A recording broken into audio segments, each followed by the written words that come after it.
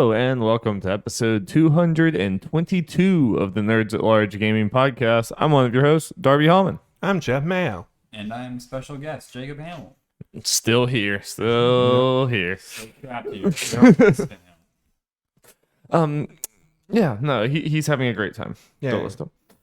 How's everyone feeling tonight? Pretty good. I mean, how can I not? It is One Piece Day, everyone. Finally, I can stop. Is over? No, Your pain and suffering, your unending 1 month pain and suffering. Oh, no, it's not that. It is actually One Piece Day because it debuted like 25 years ago today. Oh. It happens to coincide with, like Darby is saying, the painful, torturous 1 month between chapters of One Piece. Amen. It's been truly Oh, terrible. Jeff, I guess I need to thank you because time has been going by, like, just slipping through my hands my whole life. You know, recently I just feel like you blink and the year is over. You made this month feel like 3 months just by constantly complaining about One Piece being gone to the point where it just felt like there's no way this was just 1 month. No human being can complain that much about not getting something for 1 month, right? No. Yeah. One Piece fans can. Happy to help. He is risen indeed. How about that freaking Dragon Quest game, though, Jeff? Yeah. One Piece Dragon Quest, let's go. Yeah, how you feeling about that? Feeling good. Yeah. Just want a date and more just straight gameplay footage. But I'm feeling pretty good about it. So for right now. I think it's the best looking anime game I've seen in a very, very long time. Since Fighters. Basically. Yeah. Pretty much. Better than Jump Force. Confirmed. I don't know. Let's wait and see. You know, you don't want to make bold statements, Jeff. True. I did put a lot of time in the Jump Force. But we will make bold statements about the games that we've been playing, starting with Multiversus, Jeff. Whoop whoop. A game that I think you have been particularly excited about. I'm excited about it too. I don't want to act like I'm not. But like I've definitely sensed a level of excitement about you from Multiversus that is cool and it's infectious. And it's like, yes. Expound upon that, Jeff. Yeah, main reason, obviously, you listen to this podcast. We love Smash. I'm in particular a sucker for just crossovers in general. Because like I just said, I play Jump Force a lot. And the crossover is the only redeeming quality of that game, if we're being honest. Where did Jump Force hurt you, Jeff? Tell me. Have you looked at the game? Have you seen those graphics for most of the characters? I will hold JoJo models look good in that game. That's about it. Because it's impossible for them to look bad. I mean, just look at them. Just look at them. Yeah. But yeah, we get the news. Platform fighter, giant crossover, and even compared to Nick All-Stars, well, just from a property standpoint, WB, stuff of the whole like Cartoon Network, and then obviously DC Comics and Game of Thrones, Rick and Morty, yada yada yada. Love all that shit. So to get all of that into one game is very exciting, and you can tell they're going crazy with the roster based on what we have already leaks. And yeah, I'll get into it, what they announced today as far as characters, which was part of leaks, but nice to get the confirmation actually seeing it. But going to it for why we are talking about it today, the beta has started. Open beta starts as of this recording a couple days later from now. On Tuesday the 26th, July 26th. But early access has started, and Darby and I have gotten in because we were in the previous ones. We're special. Yes. And it's one of those very easy. All you gotta do is watch an hour of Twitch. Yeah, a couple of influencers over here. Yeah. I'm just riding off of Jeff's coattails. Yep. He just sent me the code, and that was it. So yeah, not much of gameplay stuff we really need to go over as far as stuff because we talked about it the last one. But I guess before we move on into other general things about Multiversus, we talk about Iron Giant though, as far as gameplay. A new character from the last. He's so big. He's very big. So big. Have you seen him like in game? No. I'll pull up a screenshot because he is like comically large for like a Smash Bros type Some might thing. say giant. Indeed. Some might. But a concern was that he was either going to be completely overpowered or just a punching bag because his hitbox is so freaking large. And I'm happy to say, based on what I've seen from other people and my experience, He's neither of those things. It's like him next to us. Lord, he big. He's quite big, especially when there's platforms. He's just like standing through the platforms. It's really funny.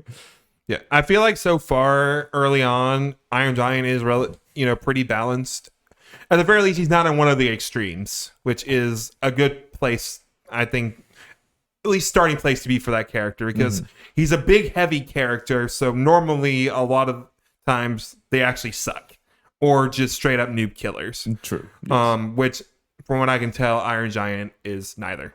That's good. I think in general, Iron Giant shows a good sign for where the direction they're going with this trying to like stand out from Smash Bros. And trying to be this like kind of free to play, gonna add a bunch of characters over time type thing. Because like this is very much reminds me of like League of Legends type or Valorant type of character design where it's like, no, we want to surprise you. It's like we don't want to just have oh yeah, there's a cool character that does it. We want it to be like, they do what now? Excuse me, it's like it's kind of eye catching in a way that is not gimmicky. It actually is fun in game, but it also like you're gonna be able to do what I just did and show like, oh yeah, he's huge. You played Smash Bros. Yeah, look at him next to this and be like, how does that even work? I kind of want that to be the way they go about this design is to like stand out. Yeah, and. As we discussed, and I think Iron Giant just kind of again takes that further. It's something they've done really good with is making the characters unique.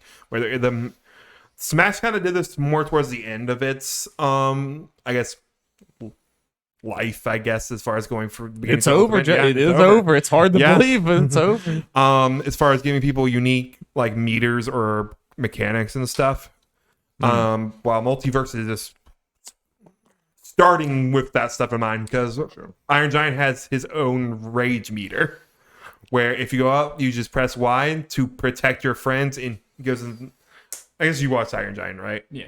Remember he goes like super weapon mode with the dome over his head and a bunch of weapons pop out. Yes. He does that, and then like pretty much all of his special moves change as well.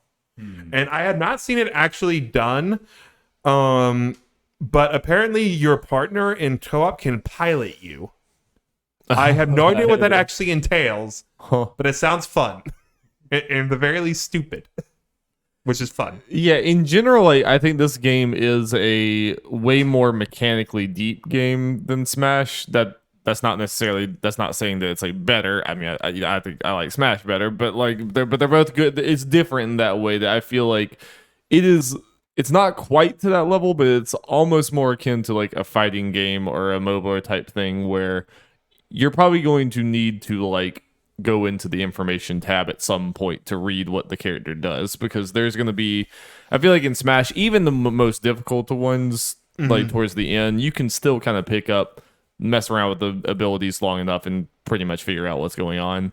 I think there's definitely some Multiversus stuff where it's like, I don't know what this mechanic does, because it involves hitting one button and hitting another button at a certain time, doing things like that. That is my one fear with this game. As far as us playing in a group, is some of people not instantly liking it as much because they try a character and is not as immediately able to click. And I don't think that's a negative necessarily for the game completely, because it's just trying to do like they're going crazy with the characters. I think it should be applauded for that. But it might be, even if it generally speaking has more of a learning curve, there just might be more characters where like when we finally play with our friends, like for any of them, we might have to sit them down like, okay, try like Jake or Shaggy first to kind of get a hand before going into Velma. It just doesn't have the pick up and play quality quite like that, which again could be in its favor in some ways. I feel like watching pro people do this, there's going to be some, high level, interesting, crazy things going on. It's like, and the whole co-op thing about like some characters have abilities that are like, they're literally supposed to be like a support class, that they are like this one person, for example, Rain Dog character, can original character. Can attach a beam onto someone, and if they're like going off the screen, he can yank them back and everything to like keep them from dying. Yeah, it gets made with 2v2 of mine, which also I really like about the game. It's something that obviously makes it different from Smash, but I think it's doing very well so far. Yeah, with all this stuff about it being different. Like for example, for Iron Giant, and it's definitely something that I noticed when playing. I had a teammate that was Iron Giant, and Iron Giant can like plant these little like metal flower things, and then he can also grab them. But when he did not immediately grab them, kind of walked away, I grabbed them, and it gives you armor. So you can take this little bit of damage before it actually affects your own like percentage, which is cool. Yeah. So you want to talk about the whole free-to-play microtransaction of it all? Okay, I think should we talk about the characters that were just announced first? Continue going to the characters and the fun stuff before getting Sure. Okay. Because today at San Diego Comic-Con, they announced 3 new characters for the game. Coming out this upcoming Tuesday, LeBron James. Leaked, so it didn't have as much, like, as far as the internet as a whole, a big of a splash if it might have, because we kind of knew it was coming. But even still, I knew this was coming, but I wasn't exactly prepared for this. Still seeing it is still pretty wild. Yeah.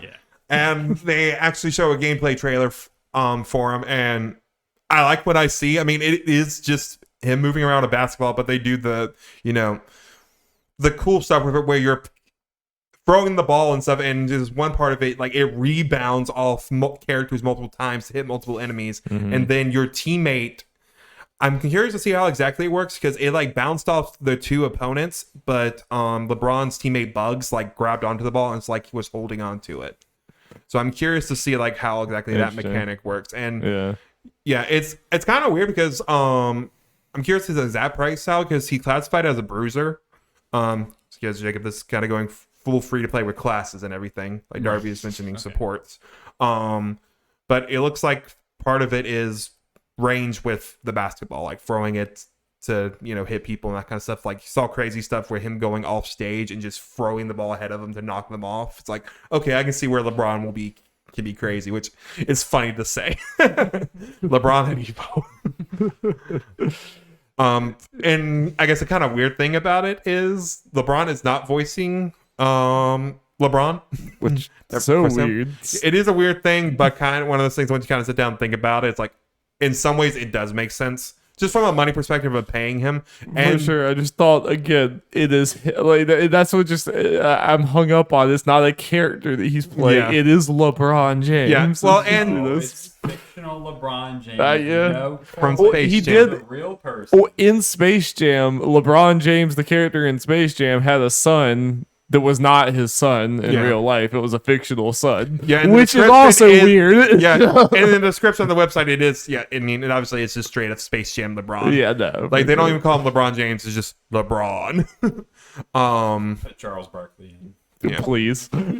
Yeah, and also I imagine they didn't want to try to bring actual LeBron into the studio like throughout the life of the game. No, it doesn't surprise me that LeBron was not busy or not free to do this, or would cost too much. So Like bad like NBA 2K voice acting. Yeah, please. All the time. Yeah.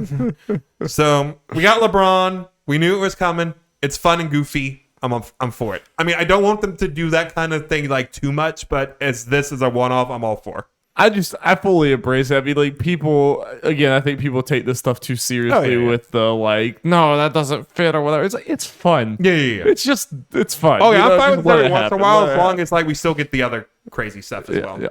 It's just the pacing of it and stuff. And, speaking of pacing, going right into it as well, I think it's August 9th when Season 1 of the Battle Pass starts, because right now it's this weird mini-season.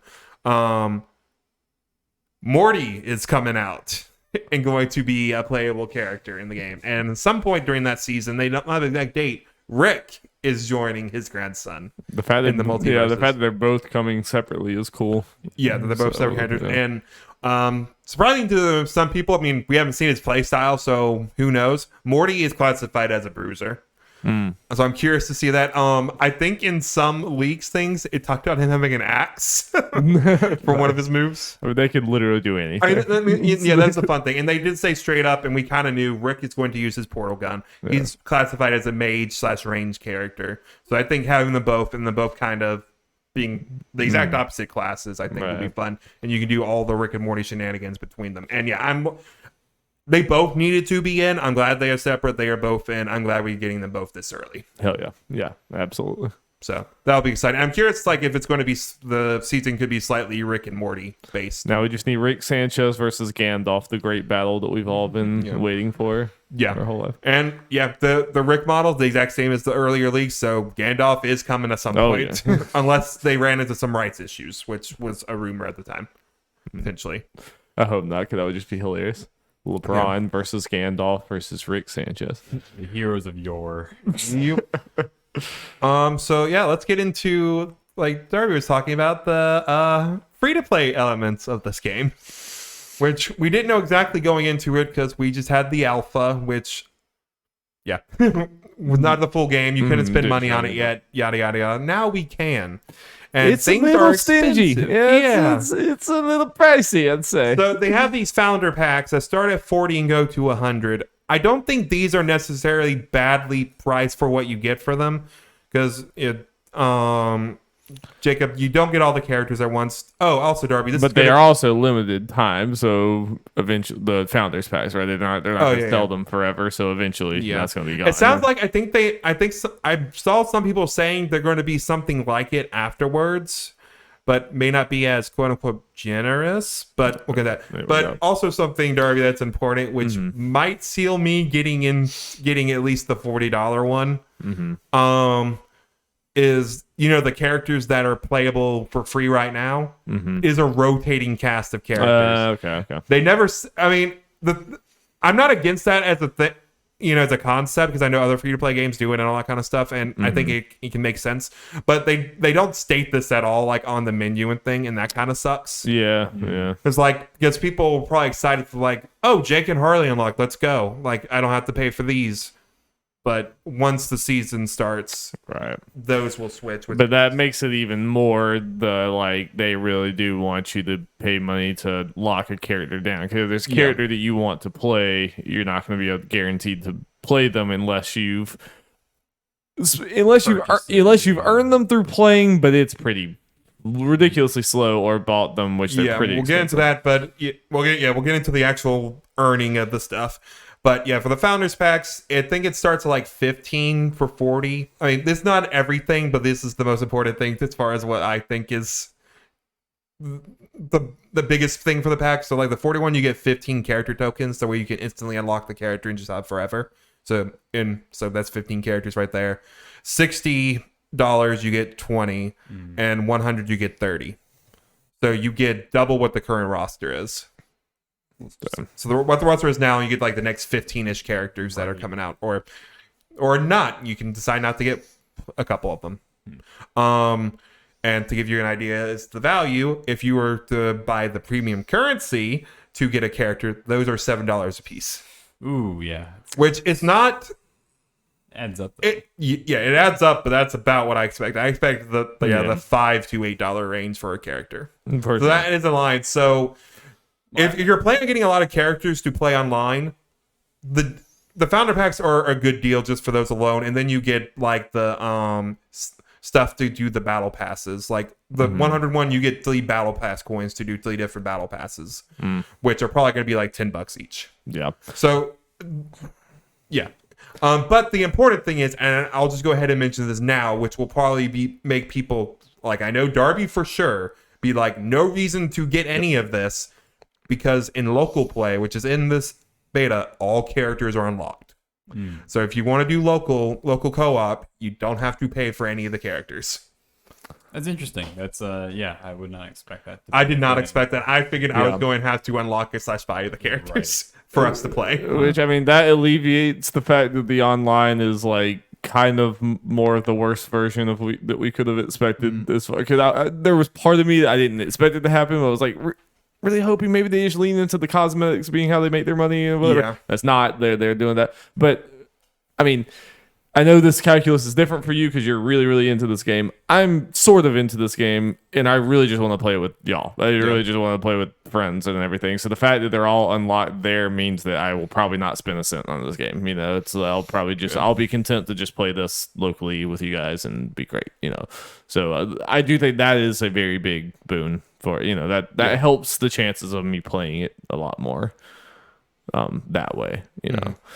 Yeah, but I do think I don't know, the pricing of it is just like the pricing of it is like pretty similar to like a League and a lot of these other things that it's like I'm just wondering if people are going to be that committed to this game. You know, it's like, is this the type of game that they're really going to like, you know, put that much of a large amount of people are going to put that much of a financial investment over time? And I mean, maybe I'm wrong. I hope I'm wrong, but I don't know. You know, I don't know if that's setting it up to fail as far as getting an audience. I think a good thing to look at is like potentially the way to look at Multiversus is a mixture of looking to other platform fighters, Smash and Brawlhalla. Right. Where Smash, the online, there's still a lot of people that play. Despite the online sucking, there's no actual like in-game reward incentives to do it besides just playing. Mm-hmm. But because it's fun, people do it. People so far seem to be having a lot of fun Multiversus, so that could be part of it. And the free-to-play aspects, I think a lot of it, you know, there's more incentive to get stuff from this game than like you look at Brawlhalla and it's a lot more basic and yada yada yada. Skins aren't as crazy. I mean, they got some cool character like guest things, but not as crazy as this. But that's also super successful. Combining them both in Multiverse, I think there's a pretty good chance that this game will be very successful. But yeah. I mean, Brawlhalla a little bit goes against what I'm about to say, but and I'm kind of just playing devil's advocate in a way. It's also part of the thing is Smash just already has the popularity from many, many, many years. Like if Smash Ultimate didn't have online, it would suck and people would complain about it, but it still would be a top seller. The hit against the sales would be no. Yeah, I think it would be about the same spot it is as far as sales and everything. And you know, like so. It's just a hard market to get into. It's a hard thing to break into. And I know for sure if I didn't have a group of friends that might play this game or whatever, so online was my only way of playing this, I'd probably just be like, nah, you've priced me out. You know, it's like, because I already invest in League, I already invest in Fortnite and spend money in those. It'd be like, you know, because Multiversus feels like something I got to take a chance on in a way. You know, it's like, I don't know. This is an unproven concept and everything. So I'm just worried there's going to be other people like me who are like, they see that and they're like, okay, I was going to try this, but not now, you know. But there might be, for every person who's like that, for me, there might be another person who's like, well, it is free. Yeah. Even if it's a rotating thing or whatever, it's free. You know, it's a free thing I can play or whatever. So that might. Yeah. You know. I think it is also going to be curious, like how many people get into it. Like we're talking about like a costumes and everything, and it might do fine just because there are people that were probably maybe more in line with you that might play more in line where it's, you know, because a lot of people are not like me that play a bunch of characters. That's just not a thing. People might just pay a little bit, like a little. Yeah.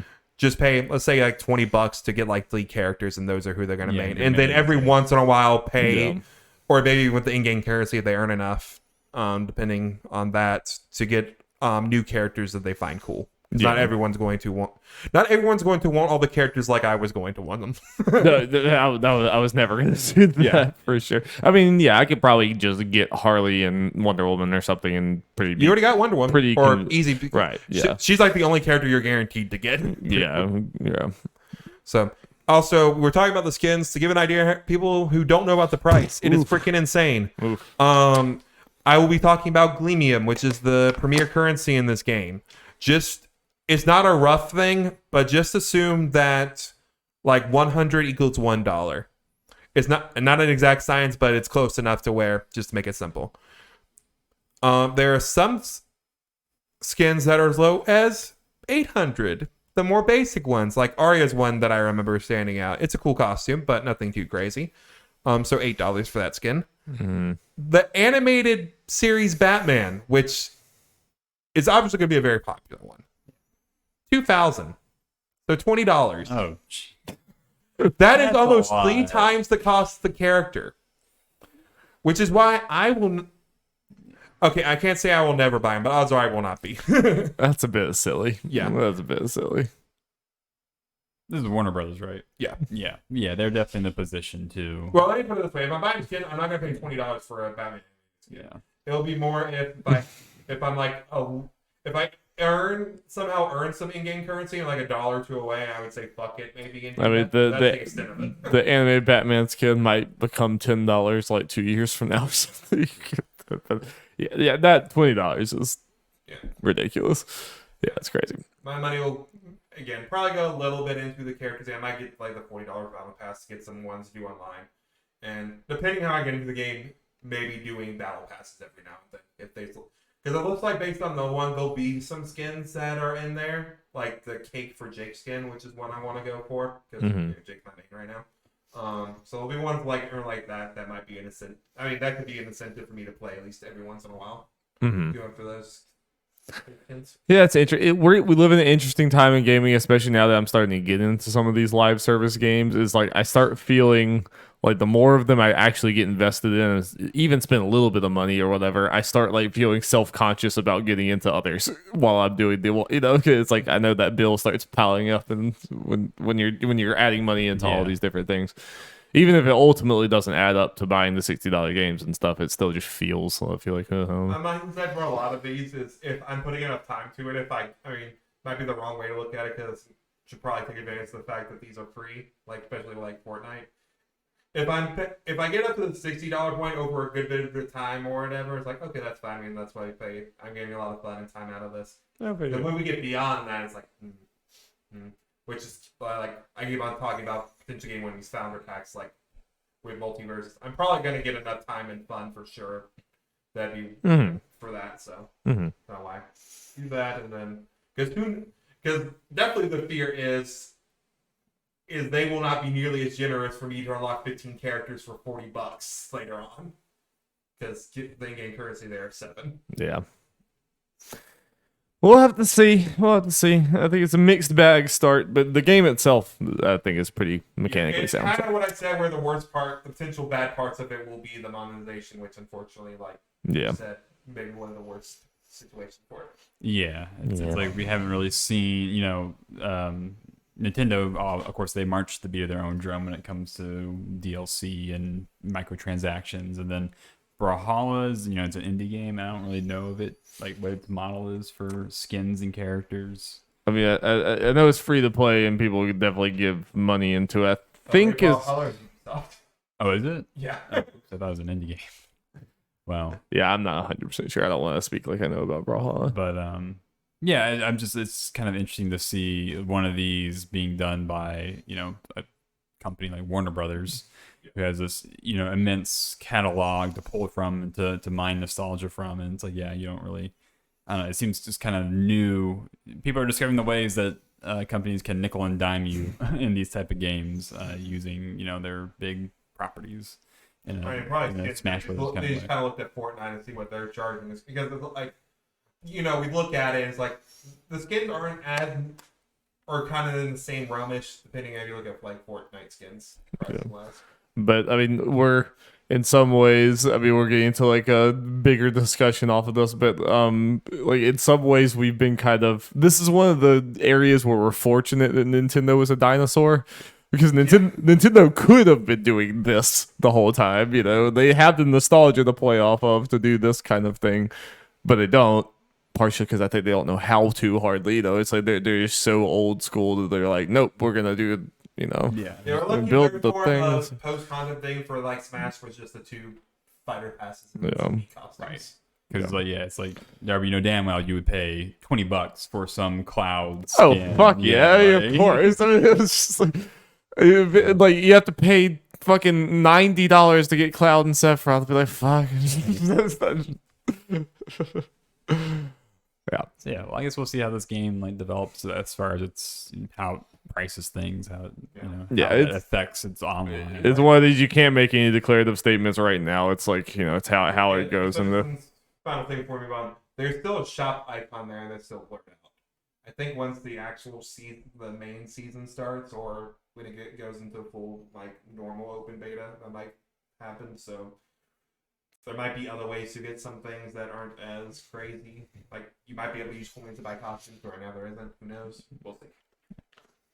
Speaking of free to play games, one that is recently free to play. No. Also, Will, I know you're not listening, but you said 1 second to send your noms about 30 minutes ago. Where are those fucking noms? Yeah. All right, you good. Give the man his noms. Where my nom? Nom. Fall Guys. Now free to play. We won't be spending nearly as much time on this. want to talk about it a little bit because it's been a bit. Fall Guys, fun game. They falling. They fallen. Those guys be falling. They be falling. I might be falling a little too much because I haven't won yet. But we're going. We're trying. We're dropping. We're jumping. We're running. We're trying. We're throwing the little balls at each other. Ain't that right, Derby? That's right. Yeah, no, this was a fun one to jump back into, to step back into. I mean, it's just such a very good, fun concept and everything. I still think it's one of those that's like, this is always going to be I dip in for a little bit and then I dip out for half a year, a full year, whoever, whatever else. Let a season or two go by. And then get back in and be, oh, these new maps and everything. Like, I don't think it's quite the like everlasting gobstopper that like Fortnite or League or Overwatch or any of these others or whatever, because it's not as mechanically deep as them or whatever. And like, yes, they add the new maps and everything, but it's not. Fortnite just feels like every single time we play some crazy new thing. It's just more. There's more to those games. Yeah.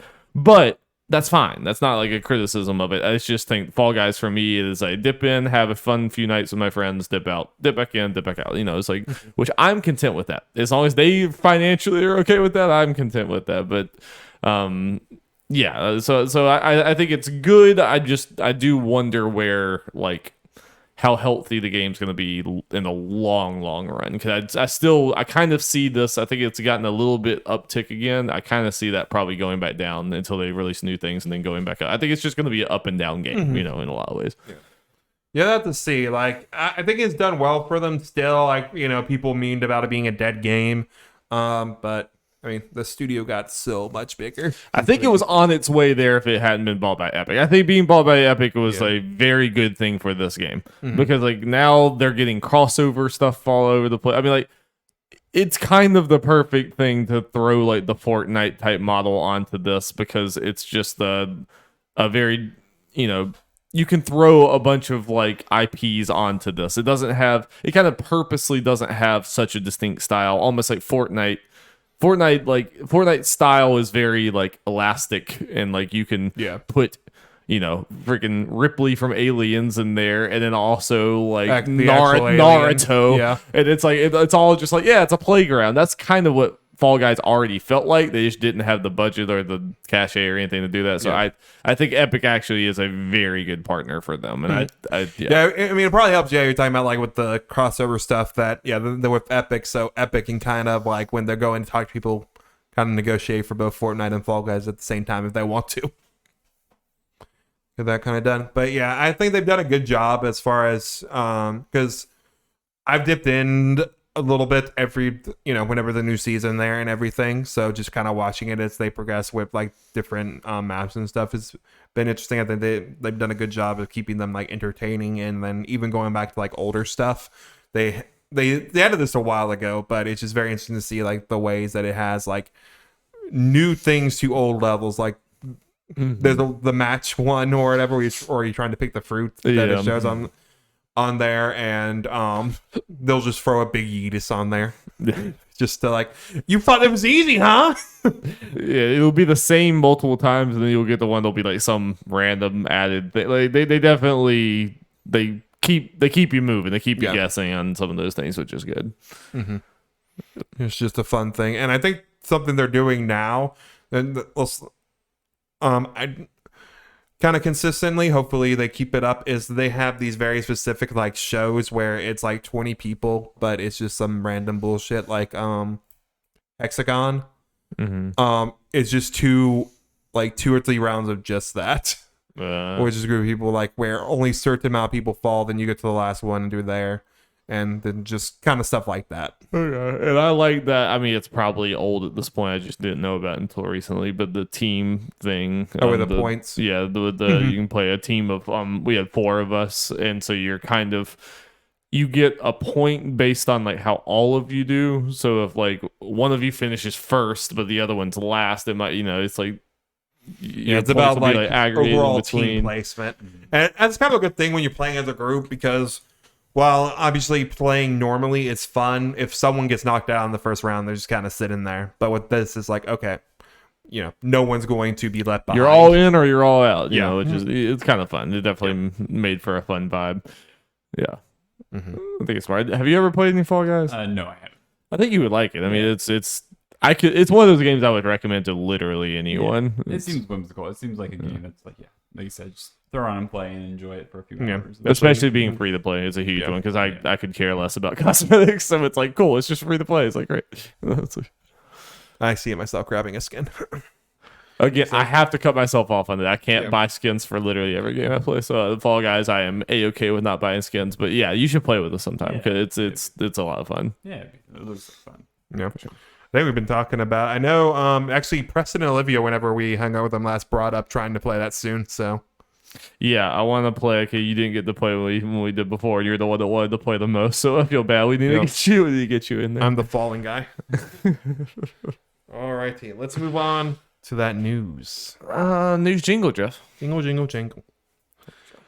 Time to talk about everyone's favorite series to talk about, and everyone just loves. There's no drama ever. The Last of Us. Only positivity, warm vibes, warm feelings. Yep. Better ingredients, Papa John's. Yes. Everyone knows Last of Us Part 1. It's coming out. Remake. You know? Who knows how new it is? God, they made a prequel. Yep. I know, I was so confused. How the hell did it get to where she was? I don't know. I'm sure we're Who gonna. was that doctor guy? Like, I don't even. Are we What was gonna? up with that? Are we gonna learn about Abby in this game, Jeff? We're gonna learn about Abby's backstory. Really tragic backstory. Oh yeah. Well, They should add her into. She's just like in the background of one shot, just like walking by. so to add on a little context to why we potentially got this now, we got like a 10-minute like little trailer, whatever thing where they kind of went through some shit. People be leaking this game, footage and stuff, and people were not happy because gameplay does not look like a big improvement at all. And people were not happy. And then naturally people were not happy that people were not happy. But it's a leak though. Like, how can you? I mean, who knows where that came from? Like, maybe that was. I mean, I'm not gonna play this. I'm not like the biggest Last of Us person, but I mean, even it's like, you know, it's a leak. Like, I wouldn't necessarily like trust the the footage as being like, this is what the final product is going to look like. Well, we'll get into it. I'm going to read this little thing from Kat Bailey from IGN to kind of give a quick rundown on what was in it. In the wake of the reveal of Last Part 1, a full remake of the original 2012, that is 2013, Miss Kat Bailey. Give me your job. Released for PlayStation 3. There were plenty of questions about how it would actually change, but based on a new video released by Donnie Duck today, the answer is plenty. The Last of Us director Neil Druckmann was among those taking center stage to outline some of the biggest enhancements to the beloved classic. From graphical enhancements to improvements to accessibility, the team has outlined a host of new features, which include a new permadeath mode, a speedrun mode where players can time their runs, unlockable costumes for Joel and Ellie, an enhanced photo mode, a model viewer mode. Not a single one of those things are interesting to me. Yeah, I mean, you don't want to just like accidentally die from like, I don't know, a grenade that you didn't see and they had to restart the game. I'm just like, these just sound like a patch. Yeah, to a base game. You know, it just sounds like a patch of things that I never touch. 'Cause, you know, it's like, So I got one more little paragraph to read real quick.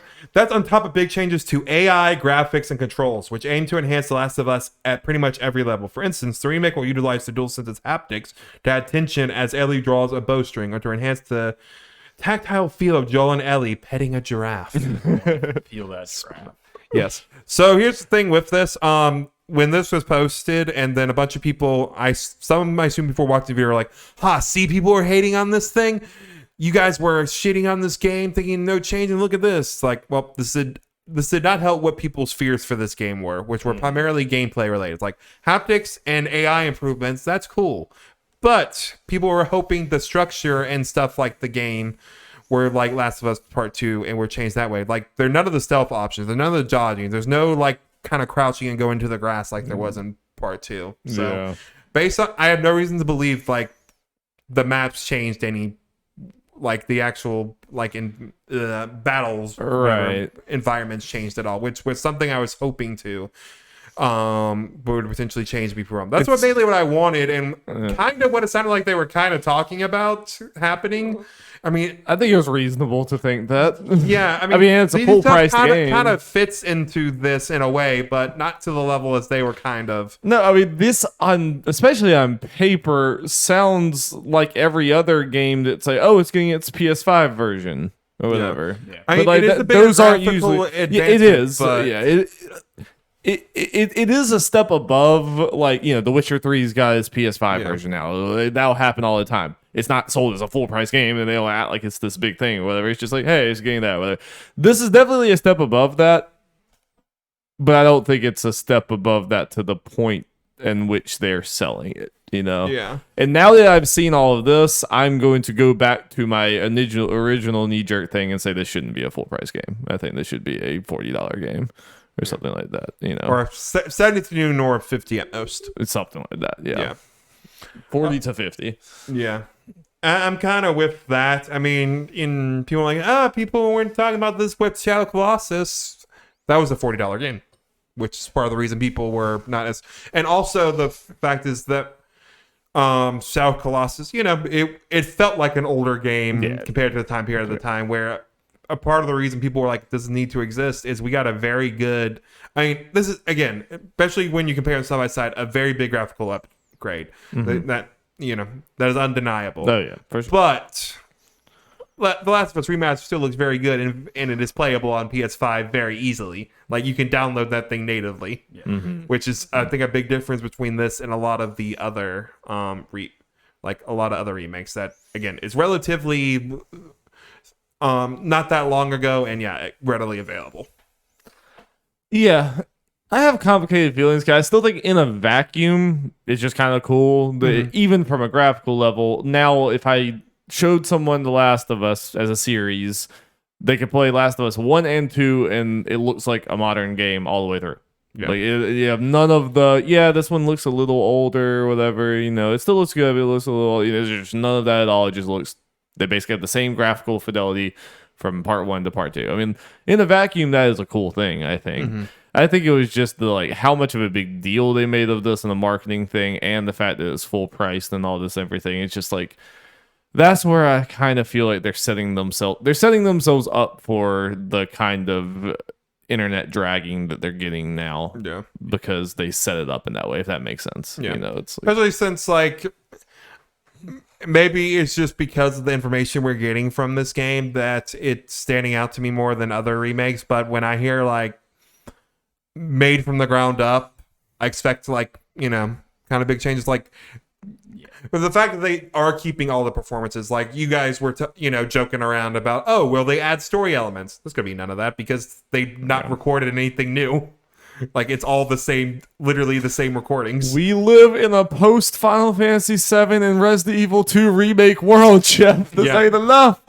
I need the Arbiter of Fate to come through and tear through the sky and change. And if it was made from the ground up, it probably would be closer to like actual Last of Us 2 gameplay, or at least closer to those kind of. Yeah, that was the dream of this. That was where it was like, that seems worth it. Completely, like, you know.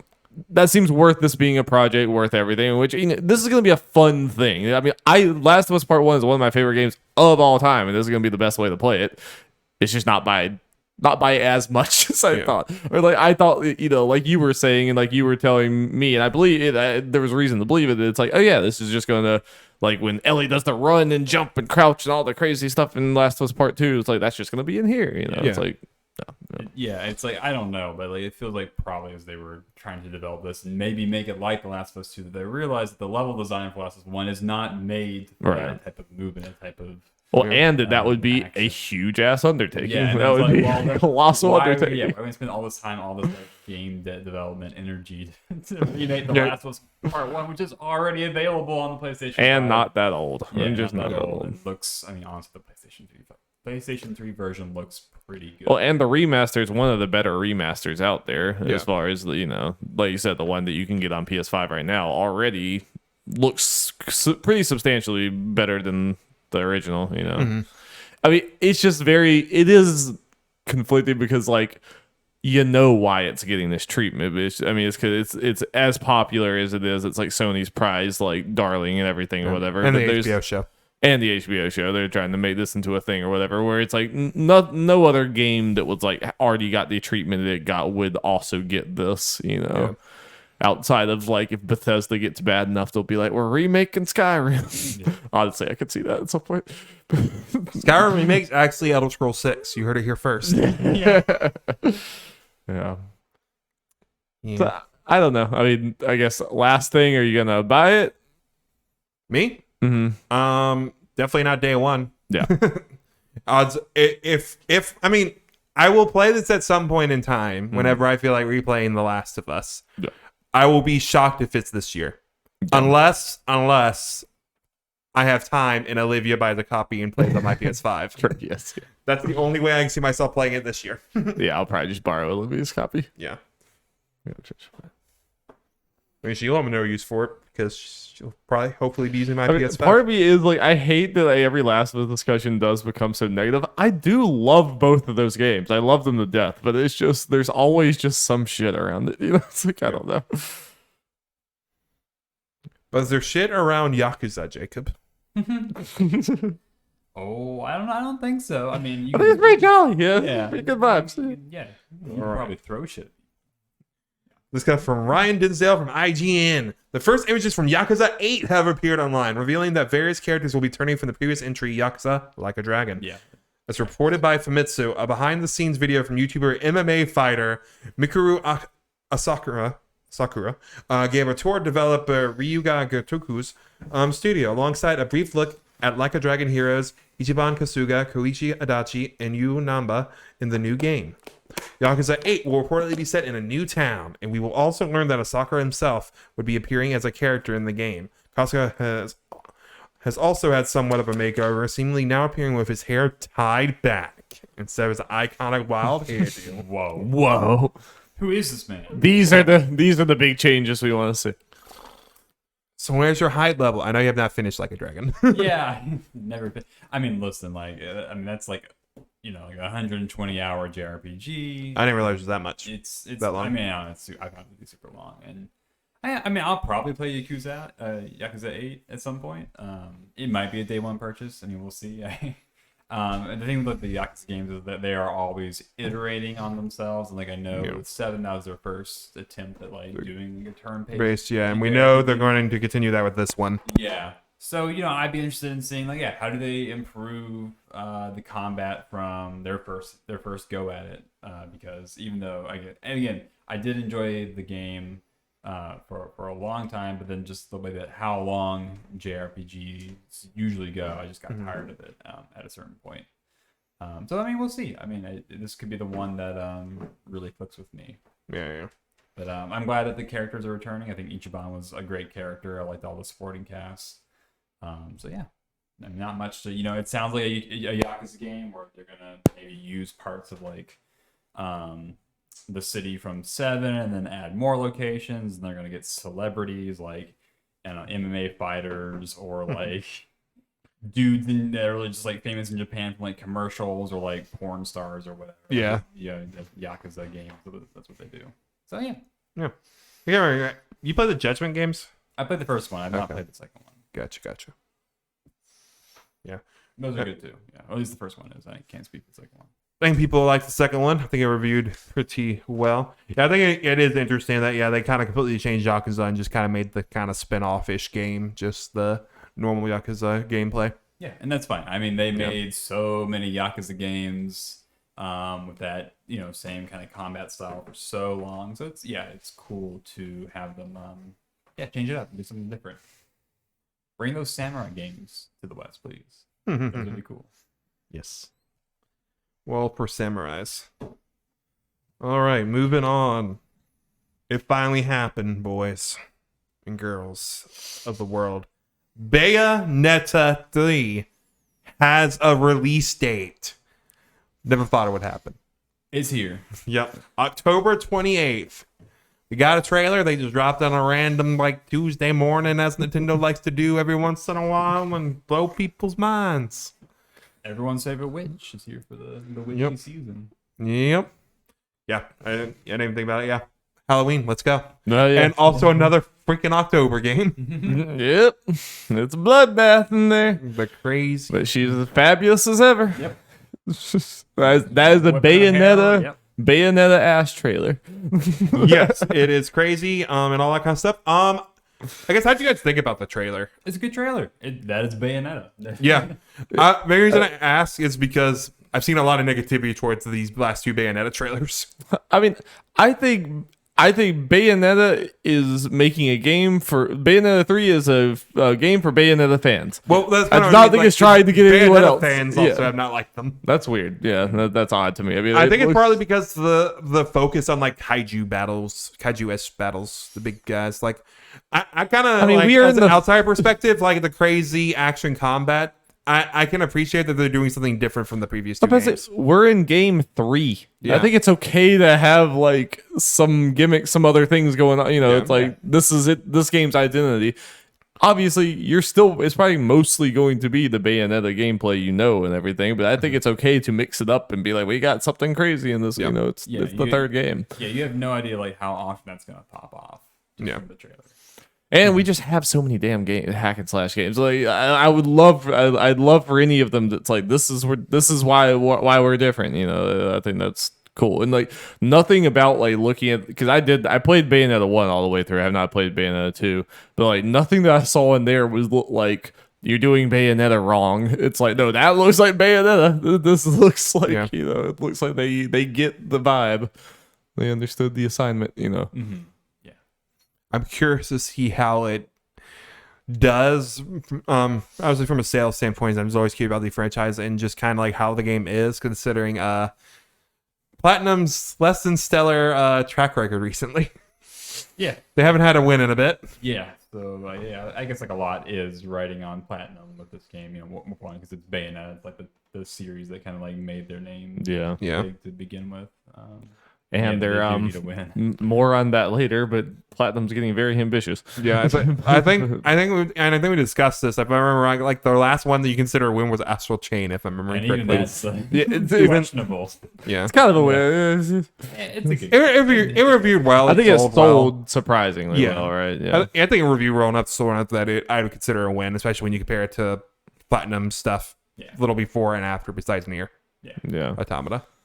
I have faith in this though because the other two were so good, and it's still the same director, right, and stuff like that. Like I feel it, but again, Bayonetta already is. I don't think is ever going to be a super big mass appeal thing, and I also do not think they are trying for that here. I think they are making a game for Bayonetta fans, so I do not expect this to be a huge sell. I expect it to sell about what the others did. It's like probably a little bit more, but about that or whatever. I would hope more than Bayonetta 2, just because it was on the Wii U. Yes, for sure, for sure. But But before we move on, we got to talk about the naive angel mode. They're trying to censor us. damn censorship You of can my show games. Bayonetta to your grandma. It's like, look, Look, Granny. no look at boobs this in this game. Yep. Look at all the blood. It's like, oh, that's nice, sweetie.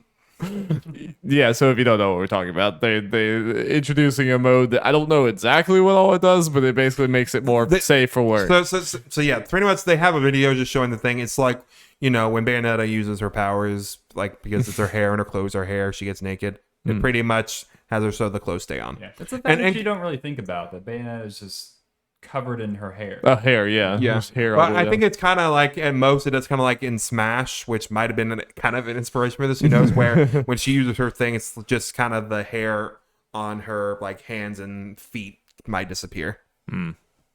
Yeah. I think it's a good thing. It's like It doesn't hurt. It's options. Yeah, I'm glad that they're not just completely censoring it or whatever because like it's part of. I mean, it's part of the Bayonetta vibe. It's not really like it. I don't know. Like I it's one of those that if you were like looking at Bayonetta and say like, yeah, it's objectification. It's like, no, Bayonetta has all the damn power. This is all the power in this dynamic. Trust me. Yeah. Yeah, it's. I think it's good because it's like you know damn well there's gonna be some dorky ass like weeby teen who wants to play this, which is like, yeah, power to you, but you don't want like your dad walking in and being like, "Are you winning, son?" And then like, you know, she's like half naked on the screen. I think I played the first one when I was still living with my parents. There was multiple times they walked through and like, yeah. So you know, shout outs to those people. You know, it's a tough situation, but Nintendo Platinum, they're looking out for you. they're here for you. Here for you.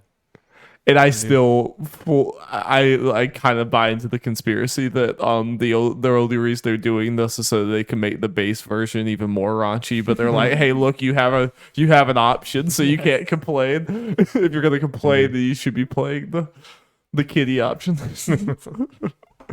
So if any of us play it, we're all playing on the raunchy version, right? Yeah, absolutely. Oh, of course. Yeah, absolutely. So yeah, let's talk a little more about Platinum Games. Comes from Ryan Dinsdale from IGN. Nintendo's former managing director of sales, planning, and strategy has joined Bayonetta and Nier Automata developer Platinum Games as vice presidente. Announced in a Famitsu article featured on Platinum's website, Takao Yamane will also take on the role of chief business officer after spending his last 27 years at Nintendo. Yamane became managing director back in March 2004, meaning he was there for the release of the Nintendo DS, Wii, 3DS, Wii U, and Switch. He had other roles at the company previously, including vice president of Nintendo France. Yamane made clear he didn't leave Nintendo with any ill feelings, but he said he just turned 50 and wanted a new challenge. Quote, my resignation was very smooth. My desire to take on something new and what Platinum Games was aiming to do lined up perfectly. To be perfectly honest, I felt like my last company would be perfectly fine without me. Cool. Yep. As we were saying, Platinum is maybe not in the best shape, so hey, having someone new blood there will hopefully help them make good decisions. Have a seasoned captain at the helm, you know. Yep. Hopefully, yeah. Platinum just seems like a very bizarre company that would have like incredibly good hit, and the very next game would be like a 3 out of 10. Well, yeah, I'm not saying like there were a time where they probably just had all bangers, but it was. I mean, it's interesting. I would be curious to see just kind of the timeline, like close to the timeline of it, because it was like early on we were talking about like Bayonetta and that kind of stuff, like in the prime of that, and Metal Gear Rising and stuff, where you see Platinum name come up and you get excited. And now we see it, and unless Nintendo is shown before it, or it's Nier Automata, yeah, you know, we're like, yeah.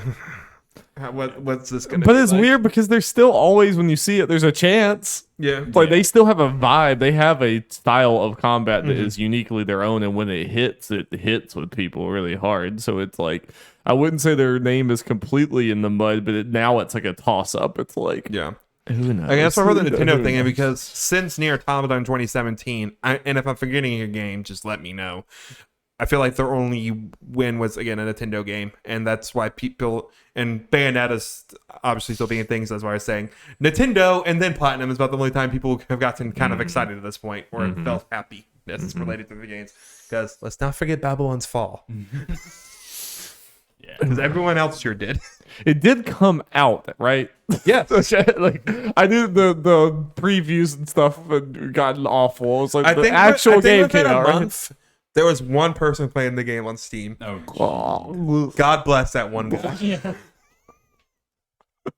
No, that game was a spectacular failure. oof. Yeah. Fucking oof. Yeah. So Well, hopefully, I'll be cheering for him. good luck to him. Yep. Make Metal Gear Rising 2, because that'd be cool. People want it. Revengeancer. Yep. The revengeancing. All right. It is time for the NPDs. That's cool because normally it's just Darby. Now I can have both of you struggle to guess what they are.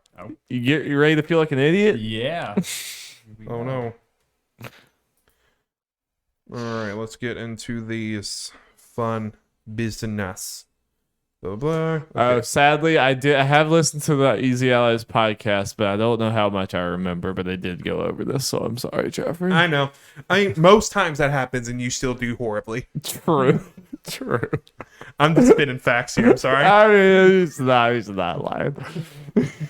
All right, number one. I think this should be obvious. Well, it shouldn't be obvious, but it's Elden Ring, Yes. which is it's just crazy. That game is just selling like absolute. Yep, it is the best-selling game. It remains the best-selling game of this year to date, and it has placed first in dollar sales for the 4 out of its first 5 months on the market. And Damn. I texted this to y'all shortly it happened, but Matt Piccotello has since gone back on the statement, and I will say the reasons why, and also because there might be some people listening that saw it but not seen the follow-up, saying that Elden Ring was in the top 10 best-selling in dollar sales to the US of all time, which that might be true for as NPDs, but as we talk about every month, there are certain companies like Nintendo that don't have digital sales. It doesn't cover the whole history of video games necessarily. So it's not, while it's technically true as far as the NPDs are to sell, it's not entirely accurate. You can't really back it up completely, so it's that gets thrown. But what we can say for certain is that Elden Ring has surpassed any and all expectations by anyone. No, Yeah, I was about to say, Jacob, you're like a big FromSoft fan who's like played all these, and you've kind of seen their rise coming up and getting bigger and bigger.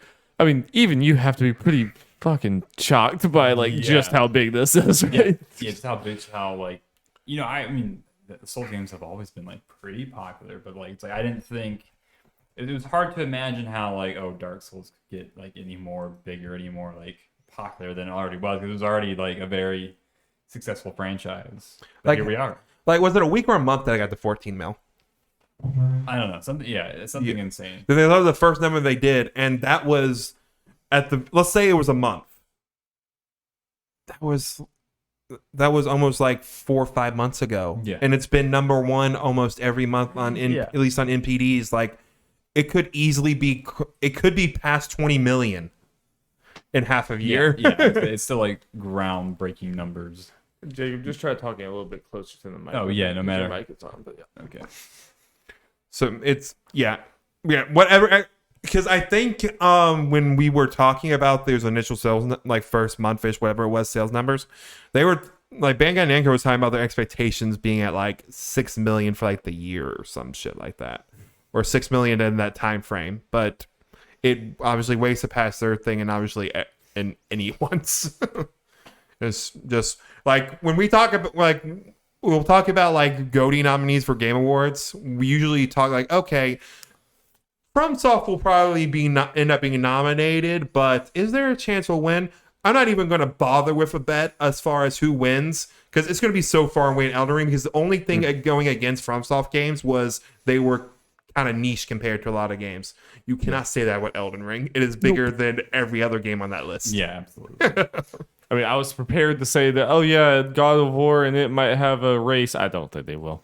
No. I don't think they will. Like the only reason to beat up God of War, if we're talking about the possibility of if any game is going to potentially do it, but that potentially is not very likely. in my opinion. It's still stacked in Elden Ring's favor, Yeah. for sure. All right, moving on. What do you guys believe number 2 is? It's not a new game. It's a game that's a couple months old. Based on a very popular franchise. Couple months old. Yeah, I think I know it. Okay. Does Jacob want to? No, I have no idea. It's Lego Star Wars. Yep. Right? Oh, okay. Yeah, that also makes sense. Number 2. I did not know it before Easy Out. I just remember that one. Yep. Lego Star Wars, we'll get to where it might be on the yearly thing. I gotta imagine it's on there. Doing very well still. Like they talked about it like broke records the first month, and it's just been very high up there the last couple months. I'm sure it's going to be a one that constantly keeps selling, because that's one Yeah. that people buy in stores. They'll be like, oh, Yeah, Yeah. especially like when the holidays come around. Oh, yeah. You want to get a game Oh, for your kid. Hey, once I mean, just real talk, once we're a little behind, so we need to start doing it. Once we get through those Star Wars movies, I will probably get this game. at It's some point. legitimately really good. No, I need to get back Lego to it. games I need to are get fun back as to it. hell. Yeah, I need to get Yeah. back to it. Played so many of them. I do think this one is a little like stretched thin in some ways. Like I feel like each individual episode is maybe not quite as strong as I would like, just because I think they fit so much into the game. It's a lot of movies. But it's still very fun, overall. What is number 3? It is a brand new game for the month of June. Is it The Quarry? No. Quarry is on the list. I will go ahead and say it because we normally don't get that low when talking about new games. It is number 19. Oh, But no digital sales because it's part of Take-Two. yeah. I'm trying. It was kind of close to the end of the month too. Was this Strikers? Yes, number 3, Mario Strikers Battle League. No digital sales. So I haven't seen anything. I have to imagine this is received about just as poorly as all the other sports games as far as critic, right? I mean, all these are the same. They're all half baked. Sorry, take all the criticism you remember seeing about the last couple and just copy and paste it and replace the sport with soccer. That's what I figured. They just announced a couple new characters, Daisy and Shy Guy. Yeah. I'm officially done with Mario sports games. Like I have to hear like so many people say like, oh no, it's real this time. Like if they come out and announce a Sluggers, I'm not a single out to my body is going to be excited. They'll be like, nope. All right, moving on. Because in Nintendo, this usually have the Nintendo stamp of quality, and I think that's true everywhere else, but when it comes to these games, they have given up. They just don't care. It's like everything is so half baked because they're like they still sell. Yeah, they don't need to make a full game. Like, what sucks is Camelot has been pretty much relegated to a Mario sports studio. So I know Golden Sun fans are sad about that, but that was like 50 years ago. So they've probably gotten over at this point. But, Strikers from the Luigi's Mansion studio, they could have been working on new Luigi's Mansion or something else. Another single-player thing, which I would much prefer. Regardless, Strikers is good. I probably would have preferred that. Let's see. Moving on to number 4. Another oldie. Grand Theft Auto. No. Oh. Something important to note, just because so you don't say it every time. Grand Theft Auto does not appear on this anymore. What? Just because of I think like Take-Two shenanigans with no like digital sales. Okay. I didn't know that was why that makes more sense. I definitely know like around last year Grand Theft Auto stopped showing up. I was like, oh, maybe it finally stopped selling as much. No. I feel like that comes up every once in a while, and you have that same thing I have to remind you it's because of no digital sales or some bullshit. Probably. It is a Sony game. Oh, is it Horizon? God of War? No, it's Miles Morales. Nope. No, I know Miles Morales comes on here. Tsushima. Oh, wait. No. Okay, I'll just go ahead and say it. MLB The Show 22. No. Not including Xbox or Switch digital sales for some strange reason. Weird. Yeah, weird. So, yeah. MLB The Show is going really strong. I think from the last 2 years, it's easy to tell the decision to go multi-platform MLB at the very least was the right decision. Oh yeah, I mean it's more platforms. I mean I think yeah, and I legitimately based on what people say, it is just the best of those sports games. That's like regardless if you care about the sport or not, it just seems to be the best made game. That's what I've always heard. Yeah. Number 5. It is an older game. It jumped from 57 last month. It is a game that is near and dear. I know it. To Darby. I'm gonna assume Jacob's not going to guess it. Is it? I mean, It's because it's because of a trailer. It's because of Final Fantasy 7. Yeah. No, actually. No, wait. Oh, what? I know that it's coming up then. Oh, wait. Well, there are 2 that apply to this. I'll just go ahead and say it. Overwatch. Oh, okay. That was another one. Sorry. Well, it was also because of a trailer. Yeah. Remake because of the trailer jumped from 159 to 9. Well, not just because of the trailer. It's because it also went up on Steam. Steam, yeah. Probably more for more for Steam than the trailer. Mix of both. Yeah. So that happened. Number 6, jumping up from number 8. I am really excited because Overwatch. I'm excited to see that there is other Overwatch hype because all I see is fucking negativity because that's all. Overwatch has reached Pokemon levels of you just can't find any positivity. Everyone's just mad about literally everything all the time. So it's I'm glad to see that that's maybe somewhat of a. Why is that every franchise I hold near and dear? But I'm hoping that's a vocal minority and you're seeing people are actually getting excited. Yeah. Sorry. And number 6, jumping up from its normal spot at number 8. It's very comfy spot at 8. Mario Kart 8, baby. No digital sales. Dropping down from number 3 from last month. Might be another Nintendo game. Kirby. Kirby's number 8. So I'll say it's close. But it's another Nintendo game. Another one that Darby bought. The Switch Sports, baby. Nintendo Switch Sports. I'm ranking B in tennis, and then you get back there, go. get up to A or S. So yeah, Street Sports seems to be doing pretty all right for itself. That's nice. That's nice. And yeah, Kirby at number 8, very happy with it. It's just like consistently stayed up there Nice. since it launched in March, which makes me very happy. Nice. I am very curious. Trying to think. Oh yeah, wait. I'm trying to remember. I think we get the quarterly Nintendo sales like next month or something. That's what I was trying to think. I don't think we've gotten those for Kirby yet. Or at least beyond like its first like week or something. So I'm curious about those updated numbers. It sold 8 billion. Every person on planet Earth. All right. Okay, number 9 was Final Fantasy VII Remake. I'll just go down it from here on out unless I think it's fun to make you guess. Number 10, Minecraft. Minecraft is now a staple. Now that I can't remember the reason why. It just suddenly was allowed to be on this list. When we first started, it just wasn't, but... Yeah, NPD is very imperfect. Yeah. Call of Duty Vanguard at number 11. Ooh, kind of bad for it, you know? F1 22 at 12. Race cars. They go fast. Never heard of these games until Blood talked about it a lot, but I guess Yes. Jumping up from 30 because of a DLC launch. Monster Hunter Rise. Yeah. I don't think actual Okay. Rise numbers go towards this. I don't think the actual DLC goes towards it. It's just people buying copies of Rise. I might be wrong on that, but I think that's how this works. Okay. Because I think Rise... I've never heard of a DLC being on NPD, so yeah. Yeah. That's true. Actually, I think he might have said something about it, so let me look real quick.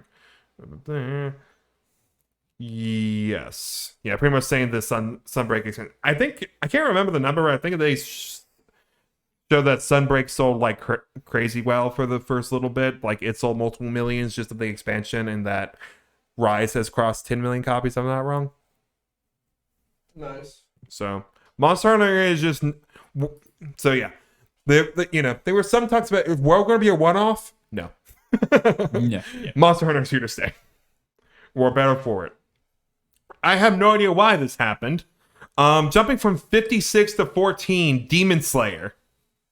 Just anime. Yeah. Oh, wait. It launched on the Switch. Okay, that's it. It launched on the Switch this month, so that's why. It's finally home. Yep. Drop in one spot. It's dead. Super Smash Bros. Ultimate. All right, take the posters down. Step aside, Multiversus. Here. All right. LeBron's coming for his trophy. All right. Probably the last one I'm going to ask you guys to try to guess. Number 16 is a brand new game. It is one I want to play. But I'm probably waiting on. I was flipping Fire Emblem. Yep, fucking Fire Emblem Nuzlocke. Three Hopes. Charting.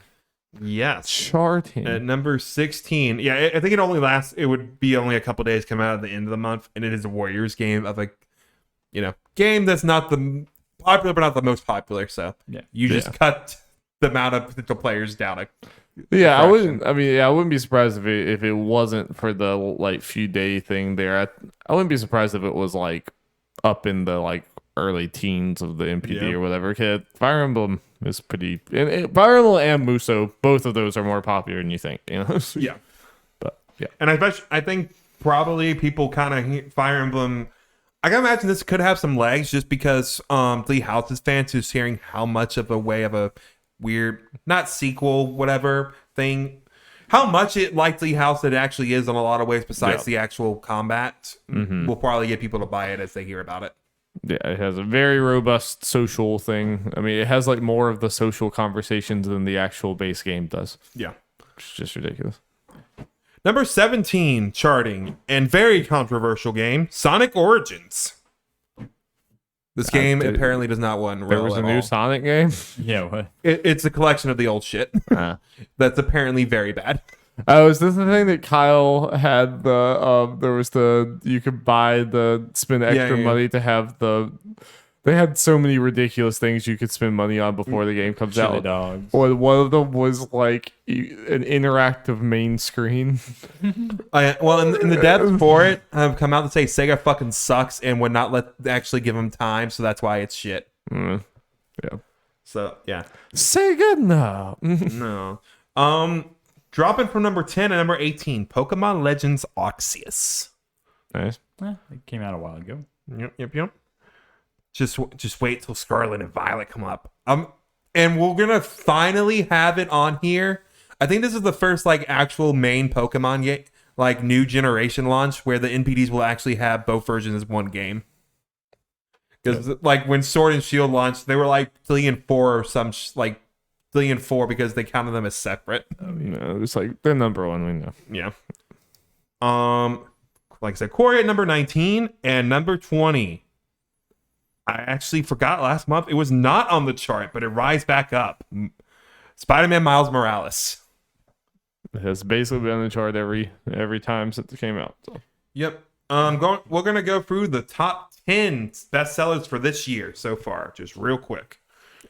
Number 1, Elden Ring. Number 2, Lego Star Wars: The Skywalker Saga. Yep. Wow. Number 3, Pokemon Legends Arceus. No digital sales. Number 4, Horizon 2 Forbidden West.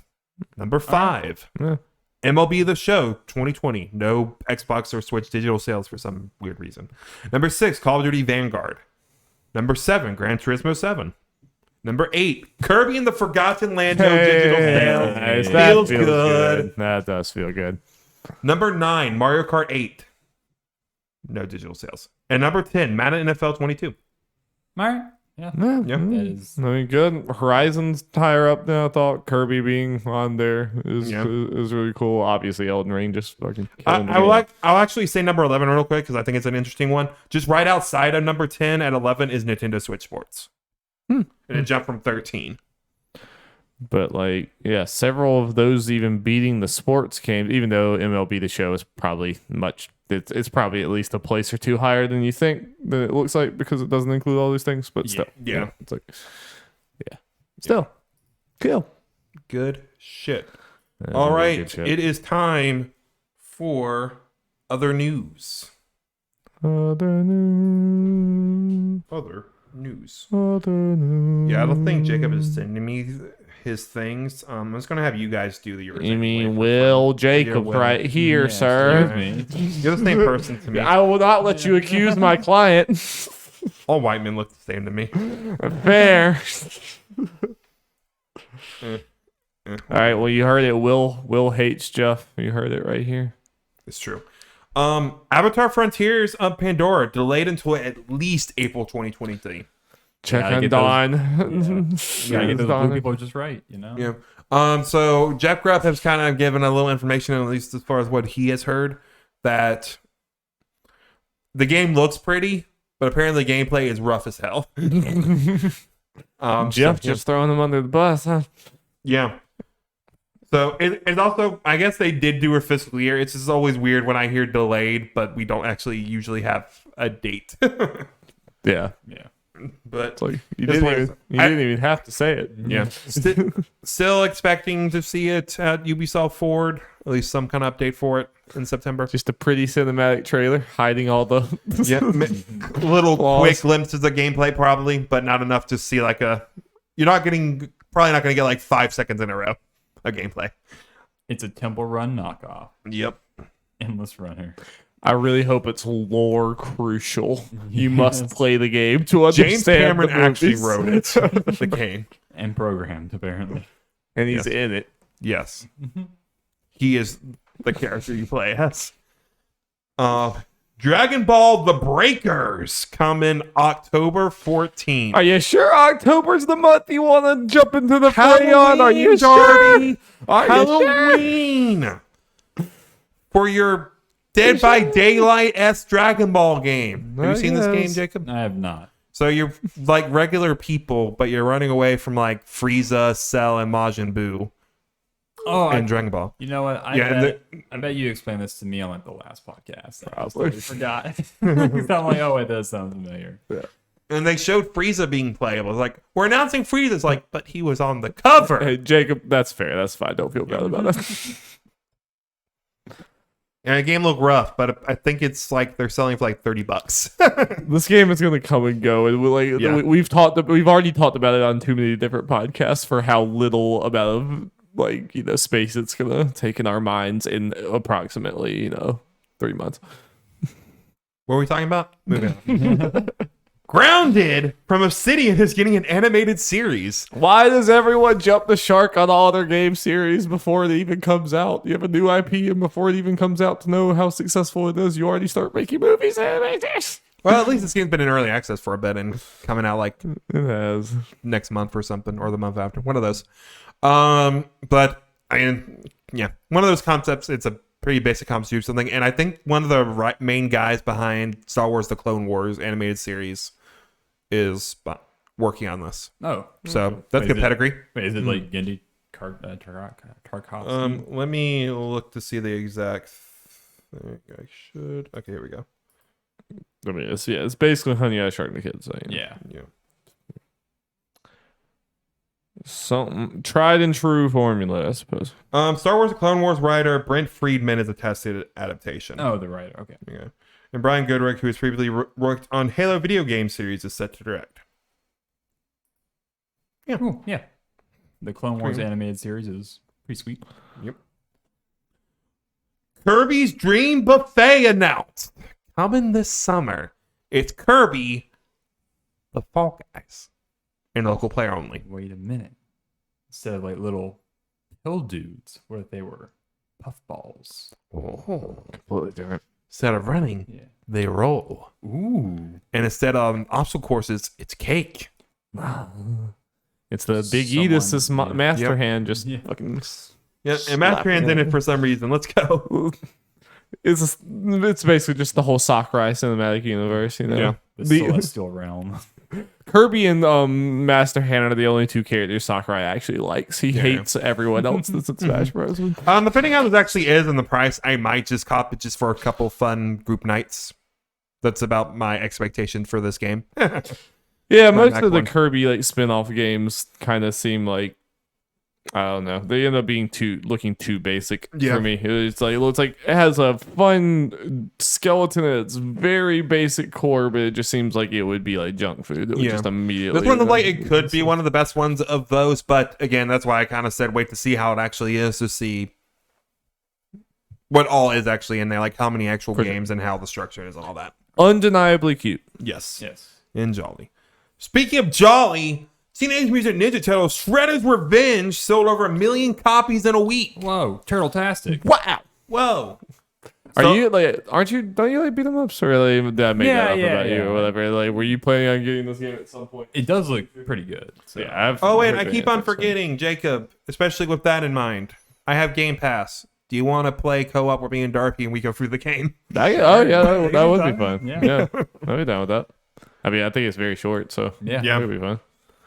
I'm down. We should just sit down, get in our PJs, and get some pizza. Order some pizza. Hell yeah. I was trying to remember one of the days I'm off to just go ahead and download that on my Xbox. Let's do it.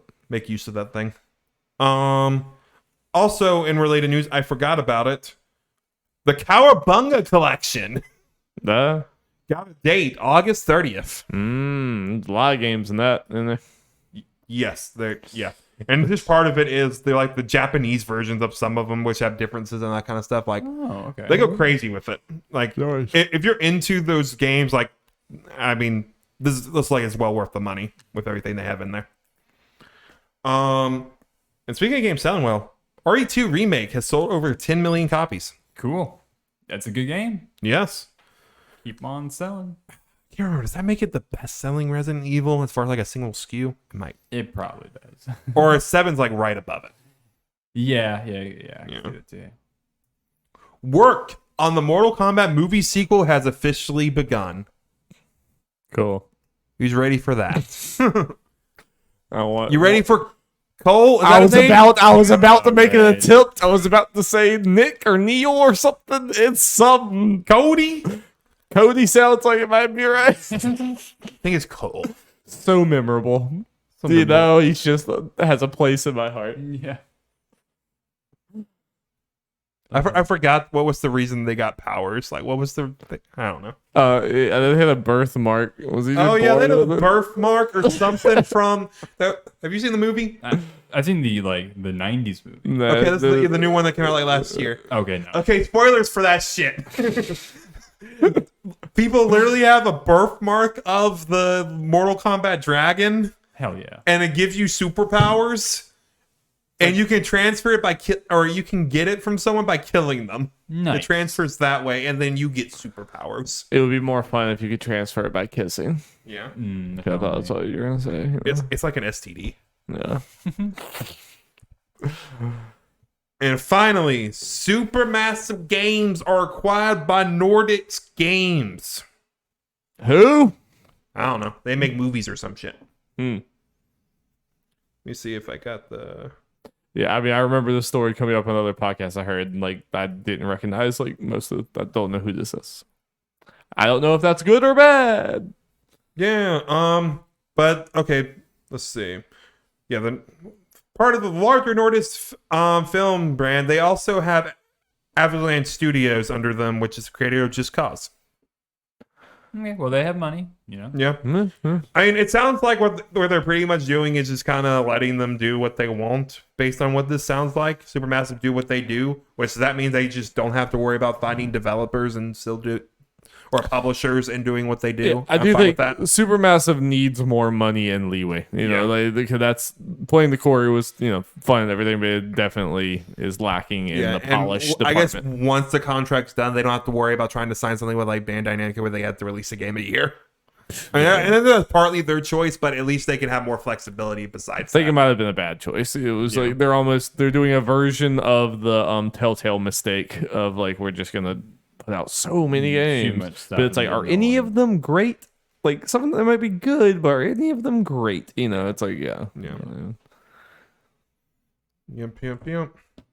Speaking Speaking of Supermassive, The Quarry the Quarry. came out very recently, and we have played it. I'm going to try this real quick. Send the last text to Will to see if he can get it here by the time we're done with this talk. Okay, could be the very last thing we do if we do that. Yep. But yeah, so we played the Quarry. Do you think we like? I will say like at the very, very, very just surface level. Does everyone recommend playing this game? I think it was fun. Yeah. I think it's a fun time, especially Yes. if you have a group of friends and everything. Yeah, if you have a group of friends to play it and split the price, that's good. I can understand if you're playing alone, you can maybe wait for a sale because, especially if you're PS5, because it's $70. Oh, absolutely. I would wait for Black Friday or something like that. If it's just you playing it. Luckily, me and Jeff split it down the middle, and I don't regret it. It was very fun. We had multiple really fun nights with our friends playing through it, and it was it was a good time. I do not think it's like I say, it's missing some polish. It's not like perfect. It definitely has some flaws, but I think it's fun. If you enjoyed Until Dawn, I think you're gonna enjoy this. So. Yes. Yeah, definitely. And speaking of that, as far as what I've seen, it might be the best one since Until Dawn. Maybe Side House of Ashes for something, because I can see why you maybe picked that one. But yeah, this is definitely the one where like this is our biggest game since Until Dawn, and you can tell by some of the decisions and just kind of stuff with the. Sometimes they story played stuff. a little too close to Until Dawn. Sometimes it's very clearly going on that formula, but it's overall very fun. So we are going to proceed to spoil the mess out of this. Yes. Yes, for the remainder of the podcast will be a little Quarry spoilercast. I guess unless you see a random timestamp after this, that is what the thing that Will is going to respond to us. So I guess Hopefully. look at your timestamps. So there might be something else. So good with that. But the Quarry, gentlemen. Yeah, what do you think, Jeff? I liked it. I think as far as like obviously the immediate comparison will be Until Dawn. I think I might get like Until Dawn better overall. I think it might help Until Dawn is fact it's the quote unquote first. Yeah. But something I think is really strong in this compared to Until Dawn, and it seems like the Dark Patient anthologies. I feel like the characters here are stronger overall. Like they have more personality. Obviously, they are tropes, but they are kind of a little more personality injected, the more fun kind of tropes. I agree, and I think overall they had more character development. I do think they kind of just dropped some of these. Like they had a good start and then just kind of like didn't have enough time. They just like fell out of the story, which was a bummer. But the ones that did kind of get the full treatment, I think, had more of an arc and more of a character growth thing than Until Dawn overall. I would say, so yeah, I agree with that. I think overall, it's like it's hard for me to say. 'Cause I think like it feels like when I'm playing it, it's like if someone was impartial and just played Until Dawn and thus back to back, I could see them saying like, "What are you talking about? The Quarry is definitely better," and I'd be like, "I could see that." I could see that. I think there could be some rose-colored glasses and like the fact that was the first one. It was such a unique experience at the time. All of that stuff. But I do agree with you. I think I right now look back on Until Dawn a little more fondly. And part of it was I did think this one was like there was multiple times I could see Until Dawn.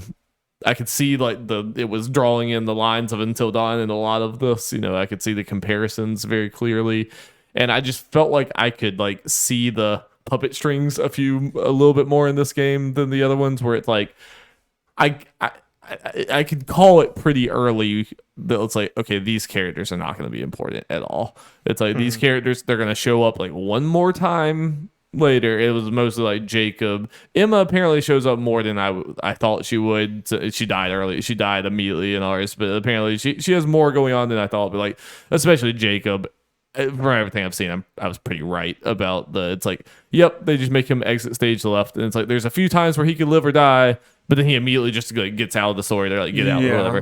The main thing that we missed out on him, I watched another playthrough and kind of looked up like what other things could happen is, if you don't kill Chris Hackett, he runs into him at some point, or could run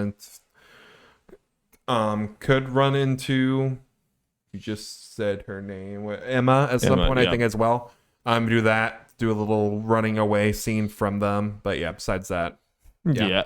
I just felt like it was a little predictable at times, and just like not even just predictable, but just not well rounded in the sense, especially since now they are advertising this like get with your friends and you all pick a character. It's like they are so uneven as far as the play time and impact on the story, and I think that's a little bit of a bummer. Yeah, especially now that we've seen the game and know like Nick, he always is done at that point. Pretty much, you stop playing him halfway through the game. When he turns into a werewolf, like that's something you can't stop. Yeah. And then there's just Caitlin. For sure. But Jacob, overall, how did you enjoy experiencing I can the really speak from like the final right? Of the Yeah, game. he was not there. Jacob was not there for the first part of the game. Roughly half of it, I think. Sure there. But I guess like to your point, I mean, the game is kind of true to a horror movie in that like you can't focus your time for a movie on like 8-9 characters and have them all get like proper screen time and character development. It's just not possible. So you end up only focusing on like 4 characters at most. But for a narrative adventure game with where your choice is supposed to matter, and they are advertising it as like, hey, play with a bunch of people, everyone picks their character and like make decisions, it doesn't super work. As far as like making all the characters feel relevant, when it's really only 3, maybe 4, like are the ones who are shaping the plot and like driving the car. For sure. Yeah. Which, I mean, I get it's very hard to write a story that way. They can have so many branching paths. I mean, that's why I feel like it happens time and time again with these, that they promise like all these branching paths and these crazy things, and they almost always like, even if they do it well, it ends up being less than you think it's going to be. I feel like the most important thing with these games, as far as, or at least I've learned, I think it's the best way to think of these games as far as the quality of them, is don't change your necessarily judgment on them like too much based on the amount of choices, like or actual choices afterwards, unless they're like hardly aren't any at all. Then that's one thing. But how it feels like your choices matter during actually playing, I think is the most important thing. Which I feel like Until Dawn in this one as does a good job, as you feel like for the most part, okay, stuff could die. Obviously with the Quarry, since we have played Until Dawn and kind of seen more of these games, we can kind of see, like Darby was saying, more of the kind of strings to figure out, okay, like I did not have to fear yeah. for Ryan for a good chunk of the game, just Right. kind of because it became pretty clear that he is one of the main characters of this game. So he was probably safe until like chapter 9 or 10. Yeah. Right. It was Ryan and Laura were just so telegraphed to be Yeah. the ones and whatever. I think this game could have used like one more big what the fuck like swerve or whatever. Like I think it probably could have used it acts like Ryan is the main character and then like he's gone or like he can't be gone and then like suddenly this other. I think it could have used something like that. Yeah. I mean, I could kill a bunch of other characters. Yeah, no, it was testing Jeff's trigger finger like crazy. I could have killed Jacob twice. But even to get kind of the negative out of the way, there's also like part of seeing the strings and everything and just seeing how like they didn't know what to do with some characters. Sometimes they just wanted you to have a live or die option. Max it's literally just a 50-50 throw the coin up because like binary, choose this, you die, choose this, you get it into the game scene with them. Yeah. That's it. One choice. No real indication, like no prior hint that you would have of like, this option's gonna result in his death. This Well, one's gonna save him. compare that to the Emma death, where it's like we knew there was a werewolf in there, so we knew a choice was probably going to have you killed. Yeah, but I was the just way, overthinking it. You know, no, I think that's kind of a way that is done well because of fair. that. Because you overthinking it, it's like either one of these could be it. It didn't make sense of why I could die. It could easily be either one. I think that was good. Yeah. But yeah, the Max one was definitely like, okay. Like I expected at the very least, even if you make it across and run into a werewolf, there's going to be like QTEs or something to help you survive other than just, oh, you're dead. Well, and the fact that I looked at, like looking it up, it wasn't even one of those things that was like, oh, we made a choice earlier that made it so a werewolf was going to be there and kill him. It wasn't even that. If he goes to the island, he dies there no matter what. You know, if I looked up and it's like, oh, if he did this and this, he would have been safe when he got there. Like that even would be something cool. But it's like the strings don't all attach completely, and I think part of that goes to just a general feeling of just in general with this game. I feel like it was put out too early and kind of feels like it didn't have the time in the oven that I think it probably needed and they wanted it to. It absolutely is still really fun, even in its state it is or whatever. It's definitely not like a bad game or anything, but I guarantee you the actual makers of this game, if they heard our conversation, they'd be like, yes, I know, yes, we didn't have time, we had to make all these concessions or whatever, because the game looks really pretty and sometimes, but then there are some animations that are bad. And the water. And the water was like one of the worst. Yeah, I guess you didn't see that. It was like one of the worst things I've seen in a like modern AAA video game, where it was like, oh, I guarantee you the developers are just like tearing their hair out watching it, because it's like, you know. This engine was not meant for water. And now we have an island like surrounded by And that almost feels like a game director is like, no, we have to have a water scene. They're like, you don't, like, it's not gonna work. It's not gonna work. Seen the water physics. Yeah, I mentioned this like when we were actually playing it and talking about this, but as far as like when it came out, I definitely feel developers and definitely agree they probably obviously agree with us, but it's an unfortunate thing is they have another game coming out this year. Oh, so you understand how it happens, because like they're Take just Two doing did not too want much. these, even though it's a different publisher wanting them to be around each other, but probably did not also want to wait like pretty much another year before this game comes out. Yeah, it's in a releasable state now. It's the Telltale problem again. They've just stretched themselves way too thin when it comes to making these games. Oh, but something about the story, as far as general stuff, as far as tension, I always found entertaining when like we were talking to each other, is because there's so many werewolves. It was always fun talking like, okay, where are the werewolves? Who's who, and where would there potentially be? How many are left? And especially when looking afterwards and seeing like how many people can become werewolves, like even playable. It's like, okay, how many more could be out there? Especially depending on our choices and everything. Yeah, it's interesting because talking about like some characters being underutilized. Like obviously, if Emma lives, she would get more. But even like, as we were mentioning, Jacob and Abby would get more stuff going on just because Emma's alive, whether it's because she whether she turned to a werewolf or not, both of them would get more screen time Right. just yeah. because of her living and stuff like that. Well, in general, I really like the werewolf plot. I mean, it's obviously very like campy B movie horror, like it's silly in a lot of ways, but I think that whole like you get bit, you turn, but if you kill the person who bit you, and, Or you kills go. the person who bit So them, like or whatever that the whole chain is. string of like you kill this person, they all go back. Like that was very cool, and just anytime you saw a werewolf, like you're like, oh, is this Nick? Yep. Is this Emma? Is this Well, like? yeah, it's Because like, we were again, very where I off, could have killed people is when in the cage that we learned afterwards was Nick, and I, Right. had the choice to stop Laura from killing him. Like, Yeah. And so that was very fun because you were just never sure, and like I think it was smart to make the werewolves not distinguishable at all from each other, so it's like you're always just uneasy, you never quite know, you're trying to, and because early on you didn't have all the information, so like when we killed the werewolf in the pool, we are like, was that Emma? It's like, and we didn't quite know how the werewolf thing worked exactly. In general, like I think from a story, like A to B, like overall plot of the story, I think I might like the Quarry more than Until Dawn. I as think so, too. far as like just how the plot works. Like once you sit back and you know the whole plot, I'm like, okay, I think this plot was stronger. I think Until Dawn was a lot more tense. It had a lot more scare factor. It had a lot more of that. Like, I think the actual like impact of Until Dawn felt more, even if I think the Quarry was like better written, Yeah, I feel like what helps is like and it seems like this is a normal thing, but you can kind of pretty much tell what was going on pretty early on. Like originally we were like, okay, are these rednecks trying to kill us, or is it kind of like a Until Dawn thing where these rednecks are trying to kill us, but then something supernatural just happens.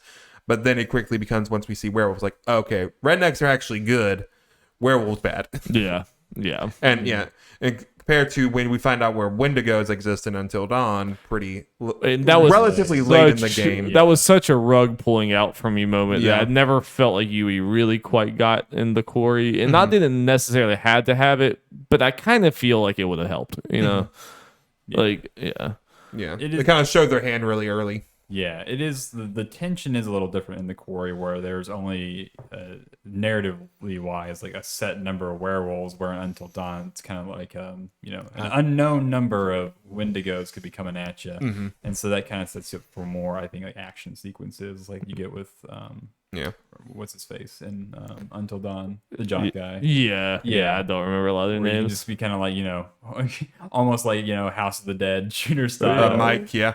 Mike. Well, and my I, dude. yeah, one thing I also did like I kind of liked in Until Dawn that there was more conflict in between the people, like in between the campers, because obviously there was Remy Malek's character that was just fucking insane. But I did think they were almost a little too buddy in Quarry. Like I almost wanted there to be like even like Max and I always want to call him Max, Ryan and Laura. I wish they went like they were like kind of antagonistic against each other for like a minute and then immediately went to buddy. I think it could have been more interesting if they played around with some of that stuff more. My headcanon is they get together afterwards since Mac's dead. Oh yeah, I mean absolutely. I mean, Ryan is a player. I mean, let's be honest. I think my main issue with both the Quarry and it kind of looking back at Until Dawn, seeing that they didn't really change this going from what Until Dawn to the Quarry is disappointing, and makes me very kind of skeptical of this studio. Is that these are obviously their games that are pulling from like horror canon. They're pulling in a lot of tropes. You see that in like the teenagers and the setup and the premise, and then unfortunately it seems like they're also pulling in kind of the oftentimes like racist or ableist side of horror that you see in those older movies, and they're kind of uncritically pulling in those themes. Whereas in Until Dawn, obviously with Rami Malek's character, there's obviously he has schizophrenia. Right. They're playing that up for like shock value and him doing crazy things because he's schizophrenic.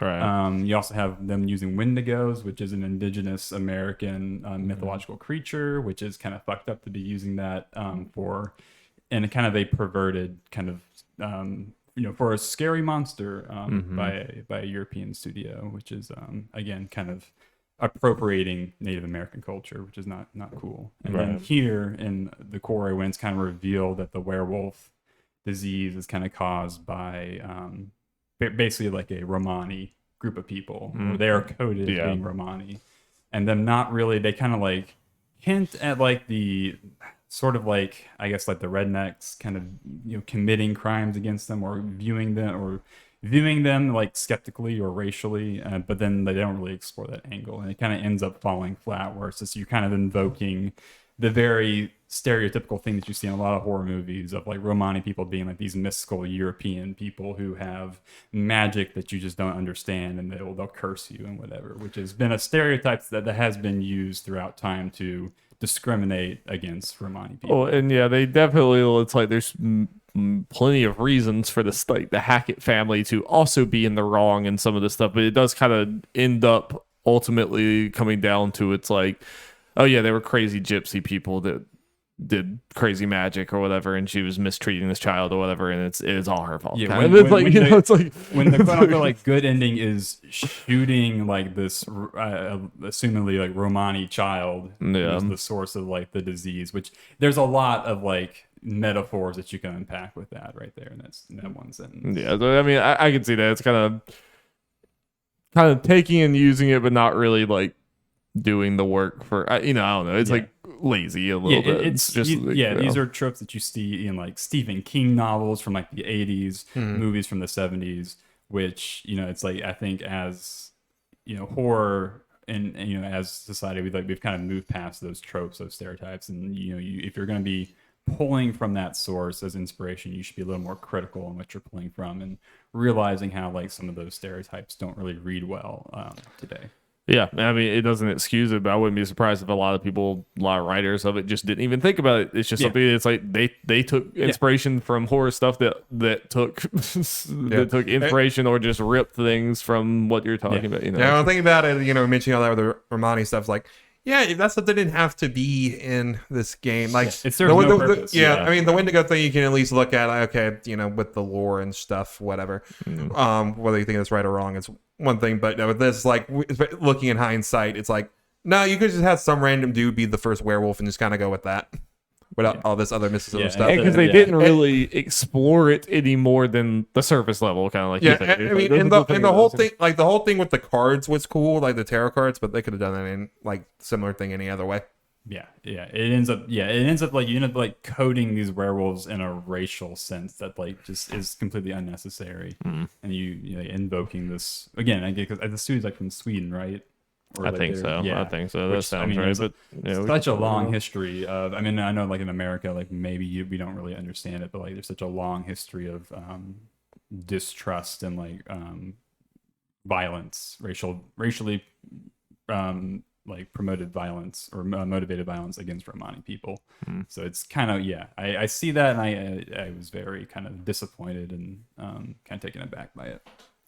I definitely understand. I mean, I definitely don't know as much as I should, because I wasn't as familiar with all that. But I mean, it definitely makes sense. I mean, it's because I mean, kind of all the tropes they do in here, is used with a very kind of lazy, like, whatever. It is what it is, surface level stuff, which is perfectly fine in a lot of ways. When it's you have popular girl taking selfies or dumb jock. It's like, these are pretty harmless in a lot of ways or whatever, but having that same kind of laissez-faire, whatever, surface level attitude to stuff like to more actually damaging historical things, you maybe need to know that there's a difference there as far as how you treat it. You need to kind of unpack why this is a monster, where is this monster coming from, and like what are the underlying messages of what makes that thing monstrous to begin with. The other thing, you think of one thing that I don't think is ever actually explained, and I don't know if it's like some other ending thing, but why did Silas go back? Yeah. To that area? I mean, I think that's just a little thing, is like, he's been gone for 6 years. Why'd he come back now? Yeah, I think the whole ending was, I mean, beyond like what we just talked about, like the whole ending was pretty weak. I agree. Like a resolution. It was very kind of easy. Anticlimactic. Anticlimactic and easy. It was just like even when I shot, I was like, "Is this the good? Yeah, this is good ending. It's like kind of Yeah, and everything's then, just the good." It sun was comes like, up, and it's like, yeah, okay. first lifted. Especially when you look at the other thing, it's like, oh, you don't shoot everyone there dies. Well, And that was another it was binary. It was incredibly binary of like shoot good, don't shoot bad, and but we made the mom unhappy. Yeah. And you're also, and just like, I mean, even from just an action climactic standpoint or whatever, the end of Until Dawn was pretty crazy. I mean, it was pretty energetic and wild and explosions, all this other stuff and whatever. It's like this definitely was a lot more subdued, but not like it's okay if it was going to be subdued, but it also wasn't really a thinker.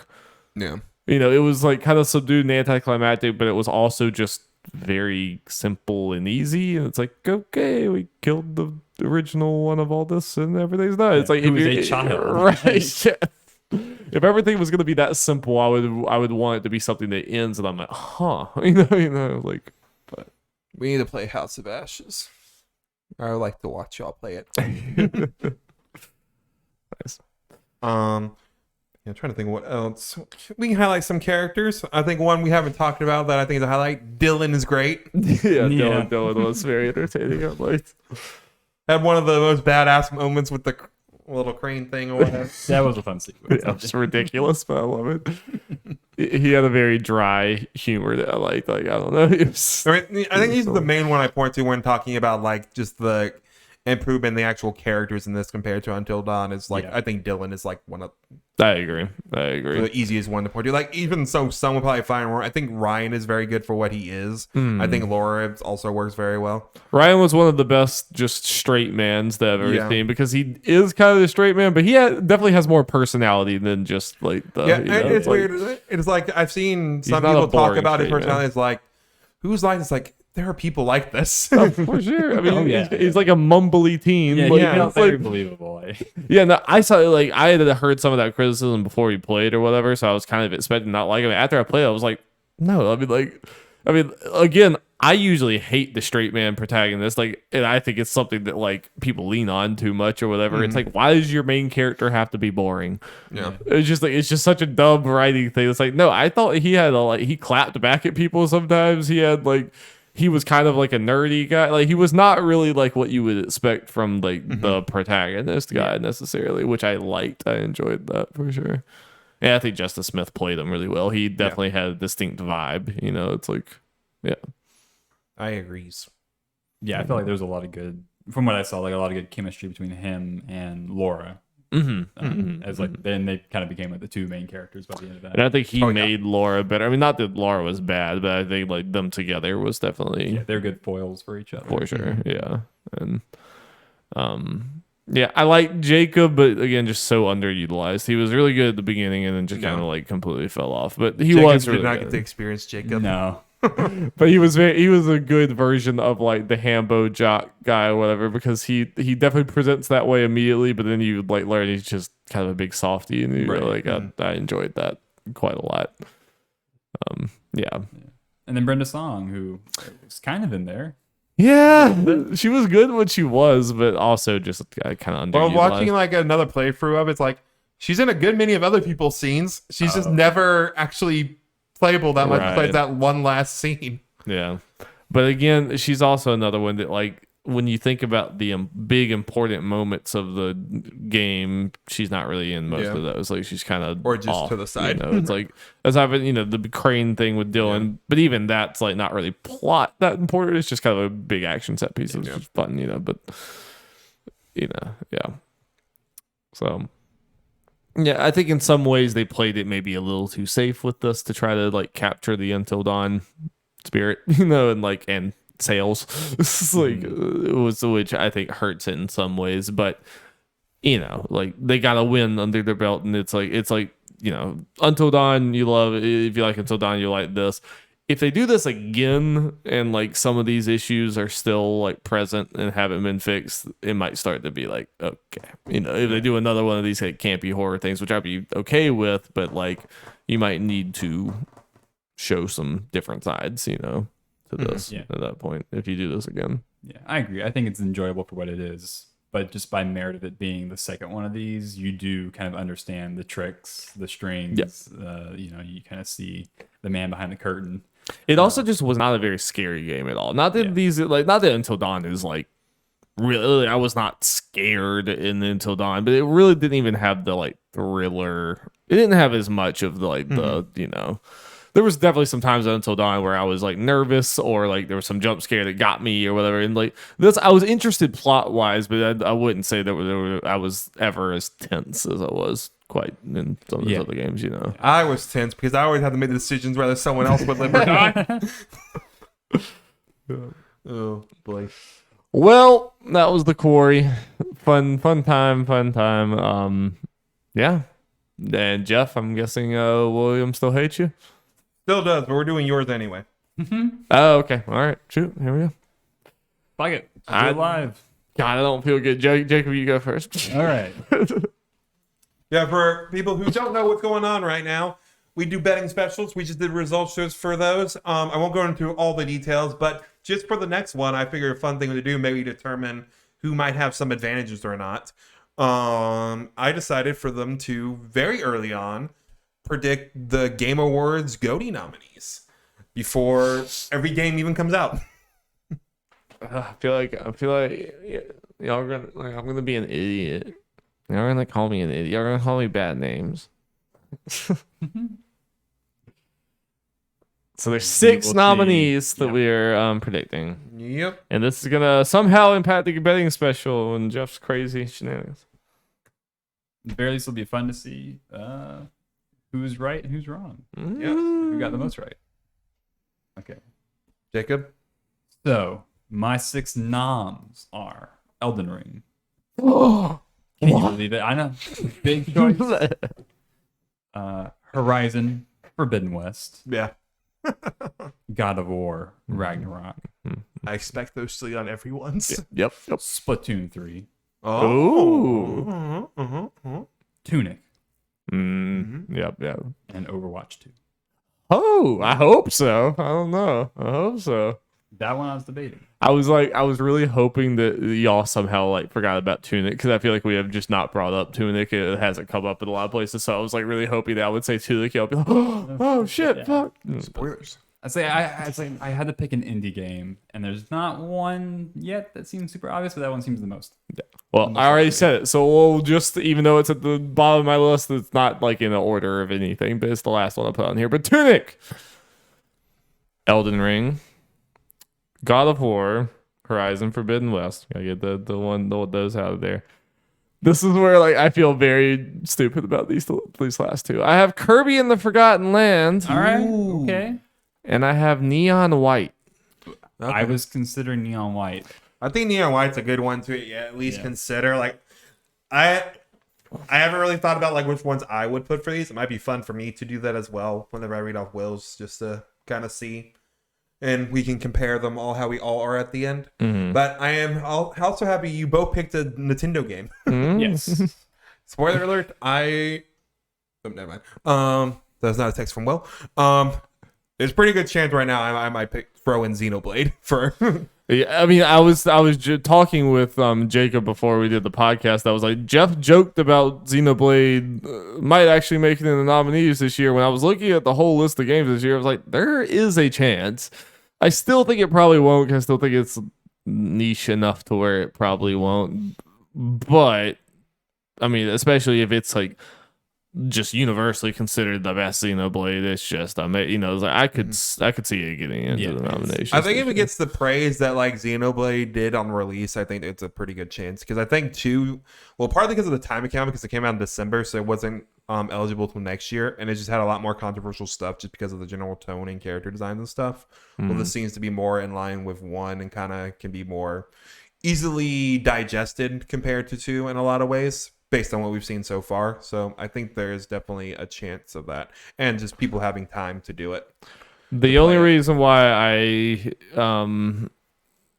pretty strongly don't think Overwatch 2 is going to be there is because the single player that doesn't launch until next year. Oh, well. And It's it's only early the access. multi- They won't have a lot of new stuff at the time. So I mean, yeah. Oh, well. If you want to take it off, that's okay. It doesn't technically So officially. I was going to The I'll base go ahead and game say doesn't this. officially I'll launch let you this guys year. decide if you want to do this.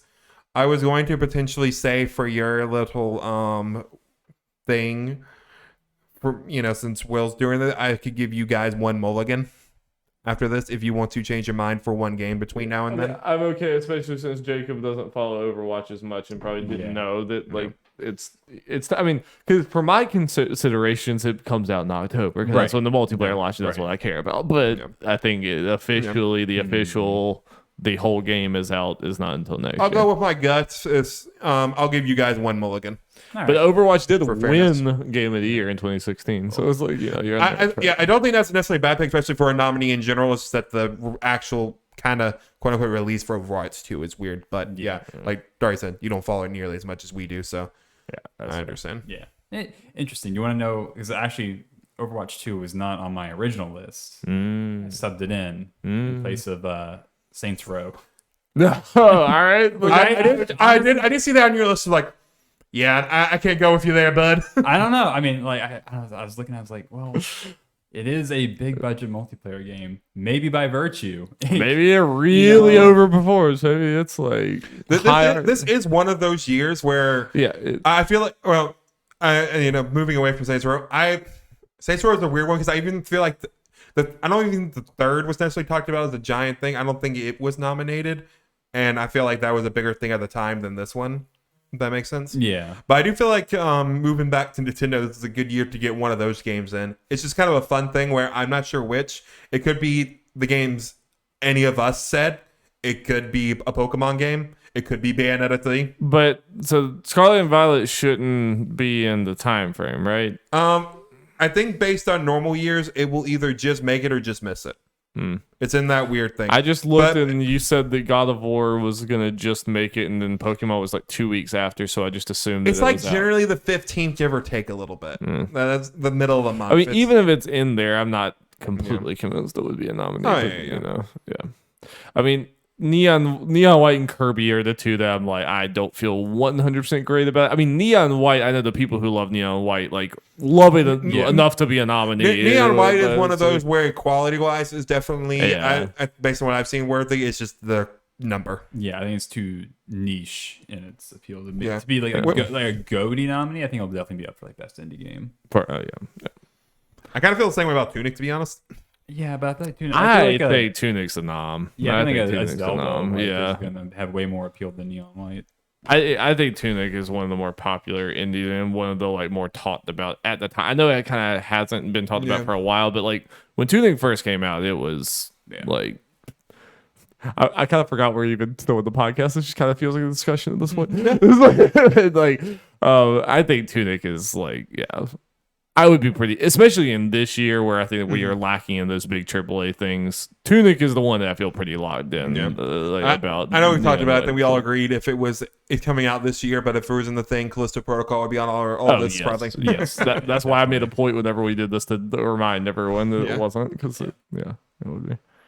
All right, well, thank you guys so much. That was the podcast. William Outlaw sucks. He's just scum of the earth, He just, God, that guy. No, we love him. He probably had Saints Row on his list. Probably. All right, peace. Bye. Bye.